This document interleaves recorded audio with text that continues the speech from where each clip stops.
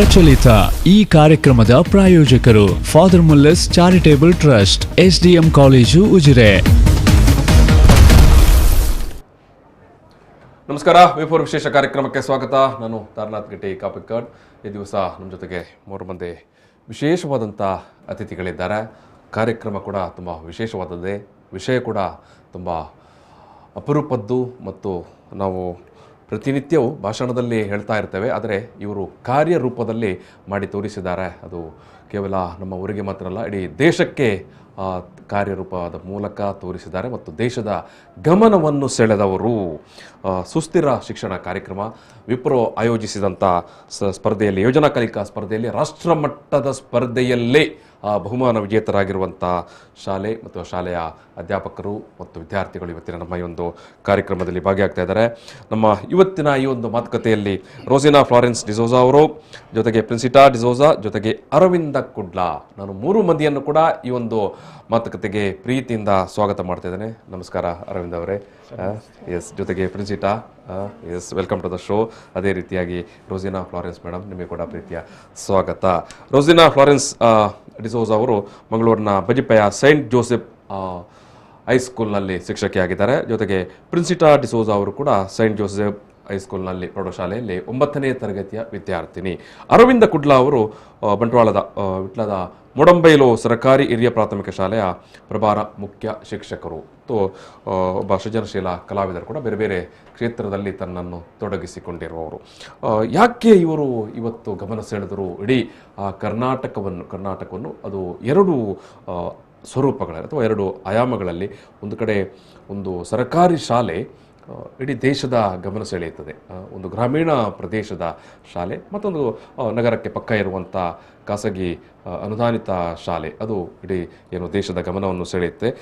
ಇವರು ಮಾಡಿರುವಂಥ ಕೆಲಸ ಒಂದು ಗ್ರಾಮೀಣ ಭಾರತ, ಅದೇನು ಭಾರತ, ನಾವು ಭಾರತ ಅಂತ ಹೇಳಿದ್ರೆ ಅದು ಬಹುತೇಕ ಸಂದರ್ಭದಲ್ಲಿ ಗ್ರಾಮೀಣ ಭಾರತವೇ.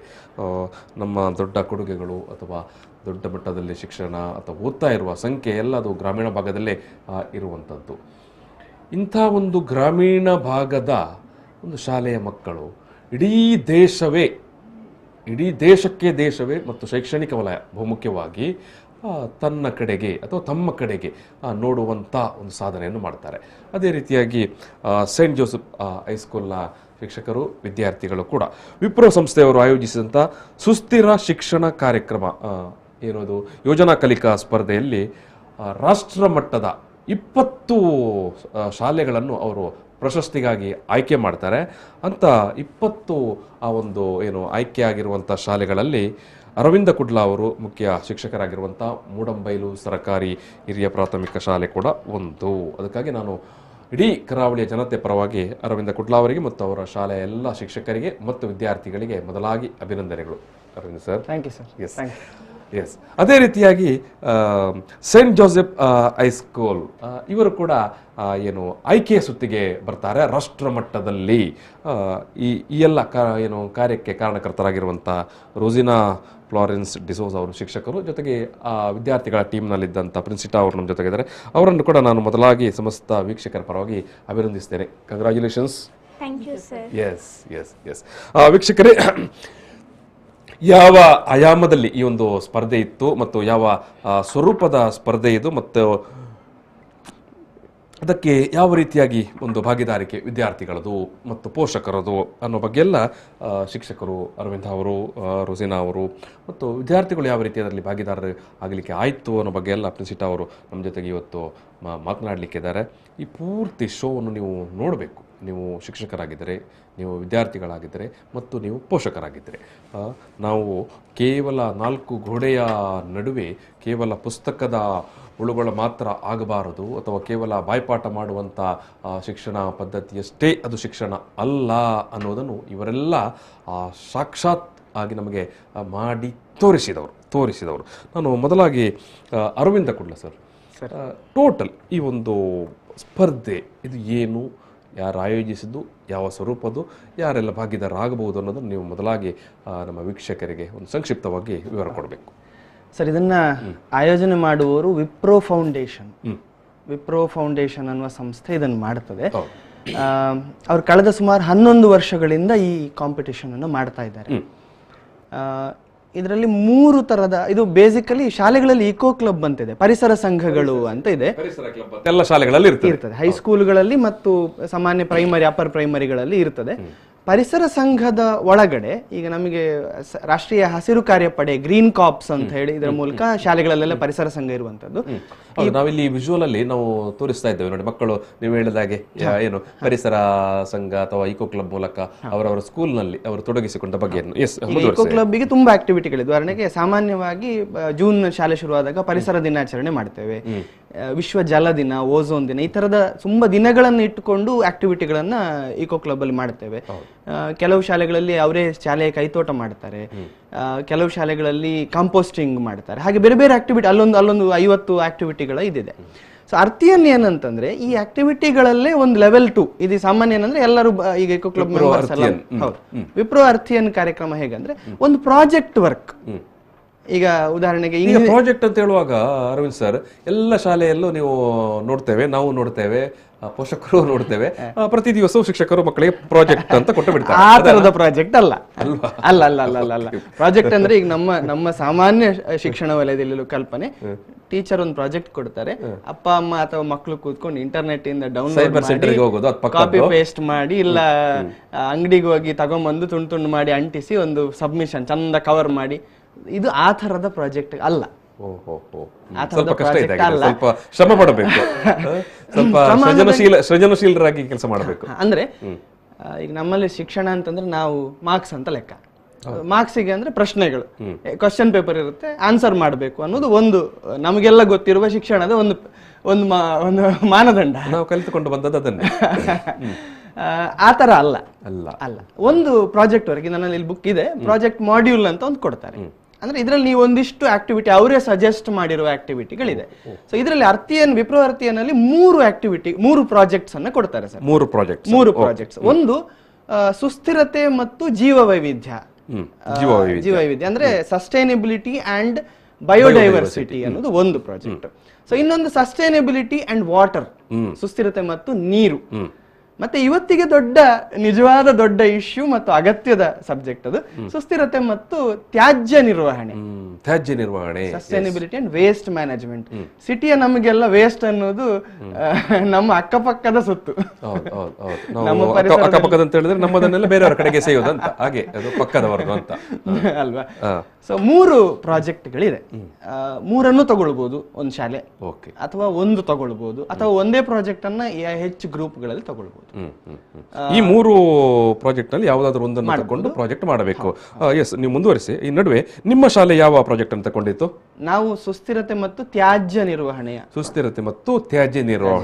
ಇದು ರೋಸಿನಾ ಮೇಡಮ್, ನಿಮ್ಮ ಶಾಲೆ ಯಾವುದನ್ನು ಪ್ರಾಜೆಕ್ಟ್ ತಗೊಂಡಿತ್ತು? ಅದು ಕೂಡ ಹಾಗೆ, ನಾವು ಕೂಡ ಸುಸ್ಥಿರತೆ ಮತ್ತು ತ್ಯಾಜ್ಯ ನಿರ್ವಹಣೆ, waste and sustainability. Okay okay. Yes, Aravind ಅವರೇ. ಎಸ್ ಸರ್, ಈ ಪ್ರಾಜೆಕ್ಟಿನ ಒಂದು ಔಟ್ಲೈನ್ ಹೇಗಂದ್ರೆ ಸರ್, 5 ಕಂಪಲ್ಸರಿ ಆಕ್ಟಿವಿಟಿಗಳು ಅಂತ ಇರ್ತದೆ. ಅದು ಒಂದು ಕೊಟ್ಟಿರ್ತಾರೆ, ಈ ತರ ಅಂತ ಕೊಟ್ಟಿರ್ತಾರೆ. ಈಗ ಉದಾಹರಣೆಗೆ ಒಂದು ವೇಸ್ಟ್ ಅಂತ ನಾವು ಯಾವ್ದನ್ನ ಪರಿಗಣಿಸ್ತೇವೆ and what it is made out of, ಅಂದ್ರೆ ಇದು ಯಾವ್ದರಿಂದ ಮಾಡಲ್ಪಟ್ಟಿದೆ ಅಂತ. ಕಸ ಯಾವ್ದ್ರಿಂದ ಮಾಡಲ್ಪಟ್ಟಿದೆ, ನಮ್ಮ ಎಷ್ಟು ಕಸ ಅಂತ ಅಷ್ಟೇ, ಬಡ್ಚಿದ್ದೆ ಕಸ ಬೇಡ ಅಂತ ಬಿಸಾಡ್ತೇವೆ, ಬಟ್ ಅದು ಯಾವ್ದ್ರಿಂದ ಮಾಡ್ತಾರೆ ಅನ್ನೋದು ಒಂದು. ಸೊ ಎರಡನೇದು ಸೆಗ್ರಿಗೇಷನ್, ಅದನ್ನ ನಾವು ವಿಂಗಡಣೆ ಮಾಡ್ತೇವೆ, ಹೇಗೆ ಮಾಡಬೇಕು ಅನ್ನೋದು. ಸೊ ವೇಸ್ಟ್ ಸಮಸ್ಯೆ ಯಾಕಾಗ್ತದೆ, ಪರಿಹಾರ ಹೇಗೆ ಮಾಡಬಹುದು, ಮತ್ತೆ ವೇಸ್ಟ್ ಅನ್ನ ಈಗ ಅದು ತ್ಯಾಜ್ಯ ನಿರ್ವಹಣೆಗಾಗಿ ಆರ್ಗಳು ಅಂತ ಆ ಆಕ್ಟಿವಿಟಿ ಹೆಸರು. ಸೊ ನಾವು ಈ ವೇಸ್ಟ್ ಮ್ಯಾನೇಜ್ಮೆಂಟ್ ಅಲ್ಲಿ ಒಂದು ಶಬ್ದಗಳಿದೆ, 5 ಆರ್ಗಳನ್ನು ಹೇಳ್ತೇವೆ. ಒಂದು ರೆಫ್ಯೂಸ್, ಅಂಗಡಿಗೆ ಹೋದಾಗ ತೊಟ್ಟೆ ಕೊಟ್ರೆ ಬೇಡ. ಸೊ ಎರಡನೇದ್ದು ರೀಯೂಸ್, ಮೊನ್ನೆ ತಂದ ತೊಟ್ಟೆಯನ್ನು ಪುನಃ ಬಳಸು. ನಾನು ತೊಟ್ಟೆ ಅಂತ ಜಾಸ್ತಿ ಹೇಳಿದ್ರೆ ಒಂದು ಉದಾಹರಣೆ ಅಷ್ಟು, ಪ್ಲಾಸ್ಟಿಕ್ ಚೀಲವನ್ನು ಪುನಃ. So refuse, reuse. ಇನ್ನೊಂದು ರೆಡ್ಯೂಸ್, ಕಡಿಮೆ ಮಾಡಿ, ನಿಜವಾಗಿ ನನಗೆ ಅಗತ್ಯ ಇದೆಯಾ, ಕಡಿಮೆ ಮಾಡಬೇಕಾ. ಮತ್ತೆ recycle. So refuse, reduce, reuse, recycle, ಮತ್ತೊಂದು ಬರ್ತದೆ ನನಗೆ ನೆನಪಾಗ್ತಿಲ್ಲ. ರೀಸೈಕಲ್ ಅಂದ್ರೆ ಪುನರ್ಬಳಕೆ. ಈ ತರ ಆರ್ಗಳು ಅಂತ, ತ್ಯಾಜ್ಯದ ನಿರ್ವಹಣೆಗೆ ಆರ್ಗಳು ಅಂತ ಇದೆ. ಸೊ ಇನ್ನು ನೀವೇನಾದ್ರು ಸಜೆಸ್ಟ್ ಮಾಡಬಹುದಾ ಅಂತ ಒಂದಿದೆ. ಮಕ್ಕಳು ಹೊಸ ಆರ್ ಅನ್ನು ಹೇಳ್ಬೋದಾ? ಸೊ ಈ ತರದ ಆಕ್ಟಿವಿಟಿ ಇದೆ. ಮತ್ತೆ ಎಲ್ಲೂ ಆನ್ಸರ್ಸ್ ಬರೀಲಿಕ್ಕಲ್ಲ, ಈವನ್ ಟೆಕ್ಸ್ಟ್ ಬುಕ್ ಒಳಗಡೆ ನಮಗೆ ಆಕ್ಟಿವಿಟಿಗಳಿದೆ ಸ್ಕೂಲ್ ಟೆಕ್ಸ್ಟ್ ಬುಕ್ ಅಲ್ಲಿ. ಅಂದ್ರೆ ನಾವು ಫಿಲ್ ತುಂಬಿಸ್ತಾ ಹೋಗ್ತೇವೆ, ಒಂದು ಕಾಲಮ್ ಅದು ತುಂಬಿಸ್ತೇವೆ, ಒಂದು ಡಾಟಾ ಕಲೆಕ್ಷನ್ ಇರ್ತದೆ. ನೇರ ಡಾಟಾ ಕಲೆಕ್ಷನ್ ಅಲ್ಲ, ಡಾಟಾ ಕಲೆಕ್ಷನ್ ಇದೆ ಆಕ್ಟಿವಿಟಿ ಇದೆ. ಡಾಟಾ ಕಲೆಕ್ಷನ್ ಆದ ನಂತರ ನಿಮ್ಗೆ ಏನ್ ಅನ್ನಿಸ್ತು ಅಂತ ಮಕ್ಕಳು ಬರೀಬೇಕು. They have to reflect. So ನನಗೇನ್ ಅನ್ನಿಸ್ತು ಇದನ್ನ ಮಾಡಿದಾಗ ಆಕ್ಟಿವಿಟಿ ಅನ್ನೋದು ಇದರ ಮೇನ್ ಇಂಪಾರ್ಟೆನ್ಸ್. ಅವ್ರು ಕೊಟ್ಟಂತ ಏನು ಆ ಟಾಸ್ಕ್ ಅದನ್ನೆಲ್ಲ ಪೂರೈಸಿದ ನಂತರ ನಿಮಗೆ ಏನು ಅನಿಸಿತು ಅದನ್ನೆಲ್ಲ ಮಾಡಿದಾಗ ಸ್ವಯಂ ಆಗಿ ವಿದ್ಯಾರ್ಥಿಗಳು ನೀವು ಇದನ್ನ ಈ ಪ್ರಾಜೆಕ್ಟ್ ಅನ್ನು ಮಾಡಿದ ನಂತರ ನಿಮ್ಗೆ ಏನು ಅನಿಸಿತು ಅನ್ನೋದು ಬರೀಬೇಕು. ಸೆಲ್ಫ್ ರಿಫ್ಲೆಕ್ಷನ್ ಗೆ ನಮ್ಮ ಶಾಲಾ ಶಿಕ್ಷಣದಲ್ಲಿ ಕೂಡ ಕಾಪಿ ಪೇಸ್ಟ್ ಮಾಡ್ಲಿಕ್ಕೆ ಆಗುದಿಲ್ಲ. ಸೆಲ್ಫ್ ರಿಫ್ಲೆಕ್ಷನ್ ಕಾಪಿ ಪೇಸ್ಟ್ ಮಾಡ್ಲಿಕ್ಕೆ ಸಾಧ್ಯನೇ ಇಲ್ಲ ಸರ್. ಎಸ್ಸೆ ಅಂತ ಹೇಳೋದು ಎರಡನೇ ಭಾಗ. ಅದರಲ್ಲಿ ಅದೇ ಅವ್ರು ಹೇಳಿದಂಗೆ ಮತ್ತೆ 4 ಆಕ್ಟಿವಿಟಿಗಳು ಇರ್ತದೆ ಆಪ್ಷನಲ್. 4ರಲ್ಲಿ 2 ನೀವು ಚಾಯ್ಸ್ ಮಾಡಬೇಕು. ಅದರಲ್ಲಿ ಅಲ್ಲಿ ಸ್ವಲ್ಪ ಕೆಲಸ ಇರ್ತದೆ, ಅದು ಜಸ್ಟ್ ಚಾಯ್ಸ್ ಅಲ್ಲ. ಈಗ ಉದಾಹರಣೆಗೆ ಫೀಲ್ಡ್ ವಿಸಿಟ್ ಹೋಗ್ಬೇಕು, ಇಂಟರ್ವ್ಯೂ ಮಾಡಬೇಕು, ಡಾಟಾ ಕಲೆಕ್ಟ್ ಮಾಡಬೇಕು, ಆ ತರದ್ದೆಲ್ಲ ಒಂದಿಷ್ಟು ಕೆಲಸಗಳಿದೆ. ಇದು ಅರವಿಂದ್ ಅವರೇ, ನಾನು ಬರ್ತೇನೆ. ಈಗ ಈ ನಡುವೆ ನಮ್ಮ ಜೊತೆಗೆ ಶಿಕ್ಷಕರಾಗಿರುವಂತ ತಾರನಾಥ್ ಕೈರಂಗಳ ಅವರು ನೇರ ಸಂಪರ್ಕದಲ್ಲಿದ್ದಾರೆ. ಕೈರಂಗಳ ಅವರೇ ನಮಸ್ಕಾರ. ನಮಸ್ತೆ. ನಮಸ್ತೆ ಸರ್. ಎಸ್, ಕೈರಂಗಳ ಅವರು ಮಕ್ಕಳ ಜಗಲಿ ಅಂತ ಒಂದು ಏನು ಅಂತರ್ಜಾಲ ಪತ್ರಿಕೆಯನ್ನು ಕೂಡ, ಅದು ಕೂಡ ಮುಖ್ಯವಾಗಿ ಮಕ್ಕಳಿಗಾಗಿ ನಡೆಸ್ತಾ ಇದ್ದಾರೆ, ಕಲಾ ಶಿಕ್ಷಕರು ಕೂಡ. ಇದು ತಾರನಾಥ್ ಅವರೇ, ಎಸ್, ಈ ಸರ್ಕಾರಿ ಮೂಡಂಬೈಲು ಹಿರಿಯ ಪ್ರಾಥಮಿಕ ಶಾಲೆಯವರ ಸಾಧನೆ ಇವತ್ತು ಇಡೀ ದೇಶವೇ ಏನು ಒಮ್ಮೆ ಒಂದು ಹಳ್ಳಿಯ ಶಾಲೆಯತ್ತ ಮುಖ ಮಾಡಿ ನೋಡುವಂತಾಗಿದೆ. ಒಂದು ವಿಚಾರ. ಅದರ ಜೊತೆಗೇನೆ ಮಂಗಳೂರಿನ ಸೈಂಟ್ ಜೋಸೆಫ್ ಹೈಸ್ಕೂಲ್ನವರು ಕೂಡ ಏನು ಈ ಒಂದು ಫೈನಲ್ ಹಂತಕ್ಕೆ ಬಂದವರು ಈ ಒಂದು ಸ್ಪರ್ಧೆಯಲ್ಲಿ. ಒಬ್ಬ ಶಿಕ್ಷಕರಾಗಿ ನೀವು ಈ ಘಟನೆ ಅಥವಾ ಈ ಒಂದು ವಿಚಾರವನ್ನು ಅಥವಾ ಇವರ ಈ ಒಂದು ಸಾಧನೆಯನ್ನು ಯಾವ ರೀತಿಯಾಗಿ ನೀವು ಅನಾಲಿಸ್ ಮಾಡಲಿಕ್ಕೆ ಬಯಸ್ತೀರಿ? ಅರವಿಂದ ಕುಡ್ಲ ಅವರಿದ್ದಾರೆ. ಮೂಡಂಬೈಲು ಶಾಲೆಗೆ ಬರುವುದಕ್ಕಿಂತ ಮುಂಚೆನೆ ನನಗೆ ಪರಿಚಯ. ಎಸ್, ಆಮೇಲೆ ಓಕೆ, ಒಳ್ಳೆದಾಯ್ತು. ಆಮೇಲೆ ಇದು ರೋಸಿನಾ ಫ್ಲಾರೆನ್ಸ್ ಡಿಸೋಸಾ ಅಂತ ಅವರು ನಮ್ಮ ಜೊತೆಗಿದ್ದಾರೆ, ಬಜಿಪೆ ಸೈಂಟ್ ಜೋಸೆಫ್ ಸ್ಕೂಲ್ನವರು. ಆಮೇಲೆ ಪ್ರಿನ್ಸಿಟಾ ಡಿಸೋಸಾ ಅಂತ 9ನೇ ತರಗತಿಯ ವಿದ್ಯಾರ್ಥಿನಿ, ಅವರು ಕೂಡ ಸೈಂಟ್ ಜೋಸೆಫ್ ಸ್ಕೂಲ್ನ ವಿದ್ಯಾರ್ಥಿನಿ. ಎಸ್, ಮಾತಾಡಿ. ನನಗೆ ಅರವಿಂದ ಕುಡ್ಲ ಅವರ ನೇರ ಸಂಪರ್ಕ, ಅವರ ಸಾಧನೆ ಕಂಡು ಮೊನ್ನೆ ಬಹಳ ಖುಷಿ ಆಯ್ತು. ಅವರು ನನಗೆ ಒಂದು ಮಾಹಿತಿ ಕೊಟ್ಟರು, ನಮಗೆ ಒಂದು ರಾಷ್ಟ್ರ ಪ್ರಶಸ್ತಿ ಬಂತು ಹೇಳಿ. ಅವಾಗ ನನಗಂತೂ ಬಹಳ ಖುಷಿ ಆಯ್ತು. ಅವರ ಒಂದು ಕನಸಿತ್ತು, ನಾನು ಏನಾದ್ರೂ ಒಂದು ಸಾಧನೆ ಮಾಡ್ಬೇಕು, ಏನಾದ್ರೂ ಒಂದು ಅಚೀವ್ ಮಾಡ್ಬೇಕು ಅನ್ನೋ, ಅದು ಈಡೇರಿತು ಅಂತ ಹೇಳಿ. ಅವರ ಇನ್ನಷ್ಟು ಬಹಳಷ್ಟು ಸಾಧನೆಗಳು ಇನ್ನಷ್ಟು ಆಗ್ಲಿಕ್ಕಿದೆ ಈ ಶಿಕ್ಷಣ ಕ್ಷೇತ್ರದಲ್ಲಿ. ಖಂಡಿತ.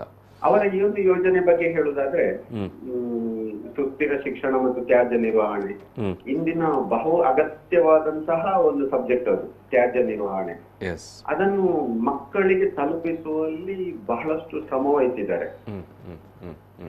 ಅವರ ಒಂದು ಕಾನ್ಸೆಪ್ಟ್ ಏನಿತ್ತು ಅದರಲ್ಲಿ ಮಕ್ಕಳಿಗೆ ವೇಸ್ಟ್ ಮೆಟೀರಿಯಲ್ ಇಂದ ಬೇರೆ ಬೇರೆ ಕಾರ್ಪೆಟ್ ತಯಾರಿಸುವಂತದ್ದು, ಹಾಗೆ ಇನ್ನಿತರ ಬೇರೆ ಬೇರೆ. ಮತ್ತೆ ನಾಟಕ, ಅವರು ಮೊದಲಿಂದ ಆಸಕ್ತಿಯ ಸಬ್ಜೆಕ್ಟ್ ಕೂಡ ಹೌದು. ಅದರಲ್ಲಿ ನಾಟಕ ನೋಡಿದೆ ನಾನು ಯೂಟ್ಯೂಬ್ ಚಾನೆಲ್ ಮೂಲಕ. ನಾನೊಂದು ಅವರ ನಾಟಕಗಳನ್ನು ನೋಡಿ ಬಹಳ ಮಕ್ಕಳು ನ್ಯಾಚುರಲ್ ಆಗಿ ಆಕ್ಟಿಂಗ್ ಮಾಡ್ಲಿಕ್ಕೆ ಕಾರಣ ಅಂತೂ ಅವರ ಏನು ಅರವಿಂದ್ ಕುಡ್ಲ ಅವರ ಮಾರ್ಗದರ್ಶನ. ಮಕ್ಕಳಿಗೆ ಅವರು ಏನ್ ಮಾಡ್ತಿದ್ರು ಅಂದ್ರೆ, ಅವರಿಗೆ ಹೇಳಿಕೊಟ್ಟು ಅಂದ್ರೆ ಅವರಿಂದಲೇ ಆ ಪ್ರತಿಭೆಯನ್ನು ಹೊರತೆಗಿತೇ ಇತ್ತು. ಅಂದ್ರೆ ಅವರಲ್ಲಿ ಹೆಚ್ಚಾಗಿ ಪ್ರಶ್ನೆಗಳನ್ನು ಕೇಳುವಂತಹ ಆ ಒಂದು ನೇಚರ್ ಅನ್ನು ಬೆಳೆಸ್ತಾ ಇದ್ರು. ಒಂದು ಶಿಕ್ಷಕನಾಗಿ ಒಂದು ಇರಬೇಕಾದ ಅರ್ಹತೆ ಏನಿತ್ತು ಮಕ್ಕಳಿಂದ ಅವರ ಒಂದು ಪ್ರತಿಭೆಯನ್ನು ತೆಗೆಯುವಂತದ್ದು. ಎಸ್, ಇದು ತಾರನಾಥ್ ಅವರೇ, ಒಂದು ಗ್ರಾಮೀಣ ಭಾಗದ ಶಾಲೆಯ ಮಕ್ಕಳ ಈ ಪ್ರಾಜೆಕ್ಟ್ ಇವತ್ತು ರಾಷ್ಟ್ರ ಮಟ್ಟದ ಗಮನ ಸೆಳೆದಿರುವಂತದ್ದು. ಇದರ ಬಗ್ಗೆ ಏನ್ ಹೇಳ್ತೀರಿ ನೀವು? ಇದಕ್ಕೆ ಒಬ್ಬ ಶಿಕ್ಷಕ ಕಾರಣ ಆಗ್ತಾನೆ ಅಂತ ಹೇಳಿ, ಒಬ್ಬ ಕಾರಣನಾಗ್ಬೇಕು. ಅಂತ ಕಾರಣನಾಗುವ ಶಿಕ್ಷಕರಲ್ಲಿ ಅರವಿಂದ ಕುಡ್ಲ ಒಬ್ರು. ಒಂದು ಹಾಗೆ ಒಂದು ಅಂತ ಕೆಲವೊಂದು ಮಕ್ಕಳಲ್ಲಿ ಮಾತ್ರ ಅಂತ ಶಿಕ್ಷಕರಲ್ಲಿ ಮಾತ್ರ ಅಂತ ನೇಚರ್ ಇರುವಂತ. ಆ ಮಕ್ಕಳಲ್ಲಿ ಅವರ ಏನು ಶಕ್ತಿ ಇತ್ತು ಅದನ್ನೆಲ್ಲ ಧಾರೆ ಇರೋದು ಅಂತ ಆಗ್ತದೆ. ಅವರ ಭಾಗದ ಮಕ್ಕಳ ಪುಣ್ಯ ಅಂತಲೇ ಹೇಳ್ಬೋದು. ಮಕ್ಕಳದು ಕೂಡ ಪುಣ್ಯ ಅಂತ. ಅಂತ ಶಿಕ್ಷಕರನ್ನು ಪಡ್ಕೊಳ್ಳಿಕ್ಕೂ ಒಂದು ಒಂದು ಅಂತ ಭಾಗ್ಯ ಬೇಕು ಅಂತ ಹೇಳಿ ಅಂತ ಒಂದು ಪುಣ್ಯ ಮತ್ತೆ ಊರಿನ ಮಕ್ಕಳು ಪಡ್ಕೊಂಡಿದ್ದಾರೆ ಪಡೀಲಿಕ್ಕೆ. ಥ್ಯಾಂಕ್ ಯು ಎಸ್ ತಾರನಾಥ್ ಅವ್ರೆ, ಎಸ್ ಹೇಳಿ. ವಿದ್ಯಾಗಮದ ಟೈಮಲ್ಲಿ ಇದು ಕೂಡ ಅದುವೇ ಅವರಿಗೆ ಈ ಯೋಜನೆ ಸಿಕ್ಕಿದ್ದು ಮತ್ತೆ ಅವರ ಕಲ್ಪನೆ ಏನಿತ್ತು, ವಟಾರ ಶಾಲೆ ಕಲ್ಪನೆ ಏನಿತ್ತು ಅದಕ್ಕೆ ಒಂದು ಹೊಂದಿಕೆ ಆಗ್ತಾ ಇತ್ತು. ಇದು ಯೋಜನೆ ಬರುವುದಕ್ಕಿಂತ ಮುಂಚೆ, ನನ್ನ ಅಂದಾಜು ಪ್ರಕಾರ ಈ ಯೋಜನೆ ಬರುವುದಕ್ಕಿಂತ ಮುಂಚೆ ಅವರು ಈ ಯೋಜನೆಯ ಅಂದ್ರೆ ವಠಾರ ಶಾಲೆಯ ಕಲ್ಪನೆಯನ್ನು ಇಟ್ಟುಕೊಂಡು ಬಹಳಷ್ಟು ಕನಸನ್ನು ಹೊಂದಿಕೊಂಡು ಮಕ್ಕಳಿಗೆ ಯಾವ ರೀತಿ ಅದನ್ನು ಅಡಾಪ್ಟ್ ಮಾಡಬಹುದು, ಮಕ್ಕಳಲ್ಲಿ ಯಾವ ರೀತಿ ಅದನ್ನು ಶಾಲೆ ಇಲ್ಲದ ಒಂದು ಭಾಗವನ್ನು ಯಾವ ರೀತಿ ಮಕ್ಕಳಿಗೆ ತಲುಪಿಸಬಹುದು ಅನ್ನುವ ಬಗ್ಗೆ ತುಂಬಾ ಎಕ್ಸ್ಪೆರಿಮೆಂಟ್ ಮಾಡ್ತಾ ಇದ್ರು. ಅದೆಲ್ಲ ನನಗೆ ಗೊತ್ತಿತ್ತು. ಹಾಗಾಗಿ ಅವರ ಈ ಯೋಜನೆ ಅವರ ಯಶಸ್ಸಿಗೆ ಕಾರಣ ಆಯ್ತು. ಥ್ಯಾಂಕ್ ಯು ತಾರನಾಥ್ ಅವರೇ, ಥ್ಯಾಂಕ್ ಯು. ಎಸ್, ಒಂದು ನಾವು ವಠಾರ ಶಾಲೆಯ ಬಗ್ಗೆ ನಾವು ಮಾತಾಡಿದ್ದೆವು. ವಿದ್ಯಾಗಮ ಆರಂಭವಾಗುವ ಸಂದರ್ಭದಲ್ಲಿ ಅದರ ಬೇಸಿಕ್ ಏನು ಎಲ್ಲಿ ಆರಂಭವಾಯಿತು, ಅರವಿಂದ ಕುಡ್ಲ ಅವರು ಹೋಗಿ ಆರಂಭಿಸ್ತಾರೆ. ಒಂದು ಒಳ್ಳೆಯ ಶಿಕ್ಷಕನಿಂದಾಗಿ ಇಂಥ ಯೋಜನೆ ಏನು ಸಕ್ಸಸ್ ಆಗಲಿಕ್ಕೆ ಕಾರಣ ಆಯಿತು ಅಂತ. ಇದು ಪ್ರಿನ್ಸಿಟಾ, ಎಸ್, ಒಳ್ಳೆಯ ಶಿಕ್ಷಕರಿಂದ. ಈಗ ಅಲ್ಲಿ ಮಾತಾಡಿದವರು ಟೀಚರ್ ಅವರು ಕೂಡ, ಆಯಿತಾ, ಅವರು ಹೇಳಿದ ಒಳ್ಳೆಯ ಶಿಕ್ಷಕರಿದ್ದ ಕಾರಣದಿಂದಾಗಿ ಇದೊಂದು ಪ್ರಾಜೆಕ್ಟ್ ಸಕ್ಸಸ್ ಆಯಿತು ಅಂತ. ನೀನೇನು ಹೇಳ್ತಿ, ನೀನೊಬ್ಬರು ಸ್ಟೂಡೆಂಟ್ ಆಗಿ? ಈಗ ನಿಮ್ಮ ಶಾಲೆ ಎಸ್ ಈಗ ನ್ಯಾಷನಲ್ ಲೆವೆಲಲ್ಲಿ ನೀವು ಕೂಡ ಸೆಲೆಕ್ಟ್ ಆಗಿದ್ದೀರಿ ಅಲ್ವಾ? ಒಳ್ಳೆಯ ಶಿಕ್ಷಕರಿಂದಾಗಿ ನಿಮಗೆ ಇಂಥದ್ದು ಪ್ರಾಜೆಕ್ಟ್ ಮಾಡಲಿಕ್ಕೆ ಕಾರಣ ಆಯಿತಾ? ನಾನು ಆಮೇಲೆ ತುಂಬ ಕೇಳಲಿಕ್ಕೆ ಹತ್ರ ಈಗ ನಮಗೆ ಮಾರ್ಗದರ್ಶನ ನೀಡಿದ ರೋಜಿನಾ ಮ್ಯಾಮ್ ಮತ್ತು ಆಲ್ವಿನ್ ಸರಿಗೆ ತುಂಬ ಥ್ಯಾಂಕ್ ಯು, ಧನ್ಯವಾದಗಳು. ಮತ್ತು ಉಳಿದ ಶಿಕ್ಷಕರಿಗೆ ಸಹ ಥ್ಯಾಂಕ್ ಯು. ಮತ್ತು ನಮ್ಮ ಟೀಮ್ ಎಲ್ರಿಶಾ, ಕ್ಲೀಶಾ, ಜೆನಿಶಾ, ಗ್ಲೆನ್ನಿಸ್ ಅವರಿಂದ ನಮಗೆ ನ್ಯಾಷನಲ್ ಅವಾರ್ಡ್ ಸಿಕ್ಕಿದೆ. ಓಕೆ. ಈಗ ಟೀಚರ್ಸ್ ನಿಮಗೆ ಒಳ್ಳೆ ಗೈಡ್ ಮಾಡಿದ್ರು ಅಂತ? ಹೌದು. ಅಲ್ಲ, ನೀವೇ ಮಾಡಿದ್ದ? ಟೀಚರ್ಸ್ ಗೈಡ್ ಮಾಡಿದ್ದಾರೆ ನಮಗೆ. ಹೌದಾ? ನಿನ್ನ ಟೀಮಲ್ಲಿ ಯಾರೆಲ್ಲ ಇದ್ರು? ಎಲ್ರೇಶಾ, ಕ್ಲೀಶಾ, ಗ್ಲೆನ್ನಿಸ್, ಜೆನಿಶಾ ಮತ್ತು ನಾನು. ಎಲ್ಲ ನಿಮ್ಮದೇ ಒಂದೇ 9th ಸ್ಟ್ಯಾಂಡರ್ಡ್ನವರೆಲ್ಲರೂ? ಹೌದು. ಎಲ್ಲ ಒಂದೇ ಸೆಕ್ಷನ್ನವರ? ಹೌದು. ಯಾವುದು ನಿಮ್ಮ ಎ ಬಿ ಯಾವ ಸೆಕ್ಷನ್? ಎ ಮತ್ತು ಸಿ. ಓಕೆ. ಪ್ರಿನ್ಸಿಟಾ, ಏನೆಲ್ಲ ಮಾಡಿದ್ದೀರಿ ನೀವು? ಏನು ಮಾಡ್ತಾ ಇದ್ದೀರಿ? ಏನೆಲ್ಲ ಮಾಡಿದ್ದೀರಿ? ನಾವು ಪೇಪರ್ ರೀಸೈಕಲ್ ಮಾಡಿದ್ದೇವೆ, ಕಾಂಪೋಸ್ಟ್ ಮಾಡಿದ್ದೇವೆ, ಸ್ಟ್ರೀಟ್ ಪ್ಲೇ, ಬೇರೆ ಬೇರೆ ಜಾಗಕ್ಕೆ ವಿಸಿಟ್ಸ್ ಕೊಟ್ಟಿದ್ದೇವೆ. ಬೇರೆ ಬೇರೆ ಜಾಗಕ್ಕೆ ವಿಸಿಟ್ ಕೊಟ್ಟು ಏನು ಮಾಡಿದ್ರಿ? ಡಂಪಿಂಗ್ ಯಾರ್ಡ್, ಓಕೆ, ಮತ್ತೆ ಪಂಚಾಯತ್, ಮತ್ತೆ ಎಲ್ಲ ಪಂಚಾಯತ್ಗೆ ಹೋಗಿ ಪಂಚಾಯತ್ ಆಫೀಸಿಗೆ ಹೋದ್ರಾ ನೀವು? ಪಂಚಾಯತ್ ಮೆಂಬರ್ಸಿಗೆ ಹೋಗಿ ವೇಸ್ಟ್ ಹೇಗೆ ಸೆಗ್ರಿಗೇಟ್ ಮಾಡಬೇಕು ಅದೆಲ್ಲ ಕೇಳಿದ್ದೆವು. ನೋಡಿದ್ರು ನೀವು? ತೋರಿಸಿದ್ರು ಅವರು? ಅದಕ್ಕಿಂತ ಮೊದಲು ನೀವು ಅದನ್ನು ನೋಡಿದ್ರೆ ಎಲ್ಲಾದರೂ ಆ ರೀತಿಯಾಗಿ ಯಾವ ರೀತಿ ಅವರು ವೇಸ್ಟನ್ನೆಲ್ಲ ಸೆಗ್ರಿಗೇಟ್ ಮಾಡ್ತಾರೆ ಅಂತ? ಹೌದು, ಮುನ್ಸಿಪಾಲಿಟಿನವರು ವೇಸ್ಟ್ ಕಲೆಕ್ಟ್ ಮಾಡ್ತಾರೆ, ಅದು ನೋಡಿದ್ದೇವೆ. ಎಸ್, ಅದೇನು ನೀವು ಪೇಪರ್ ರೀಸೈಕಲ್ ಮಾಡಿದ್ವಿ ಅಂತ ಹೇಳಿದ್ರಲ್ಲ, ಏನು ಮಾಡಿದಿರಿ? ಅಂದ್ರೆ ಯಾವ ರೀತಿ ಮಾಡ್ತಾ ಇದ್ರಿ? ಅದು ವೇಸ್ಟ್ ಪೇಪರ್ ತಗೊಂಡು ಅದು ನೀರಲ್ಲಿ ಮಿಕ್ಸ್ ಮಾಡಿ ಮತ್ತೆ ನೆಟ್ಟಿನಿಂದ ಅದು ಮಾಡಿ ಮತ್ತೆ ಡ್ರೈ ಮಾಡಬೇಕು. ನೆಟ್ ಅಂದ್ರೆ ಯಾವ ಥರದ್ದು ನೆಟ್ ಅದು? Mosquito net. ಓಕೆ. ಅದನ್ನು ಡ್ರೈ ಮಾಡಿ ಮತ್ತೆ ಯೂಸ್ ಮಾಡ್ತಾ ಇದ್ದೀರಿ. ಆ ಪೆನ್ನನ್ನೆಲ್ಲ ಯಾರಿಗೆ ಕೊಟ್ರಿ ನೀವು ಆಮೇಲೆ? ಅದು ಪ್ರಾಜೆಕ್ಟ್. ಹೌದಾ? ಓಕೆ. ಎಸ್, ಇದು ರೋಜಿನಾ ಮೇಡಮ್.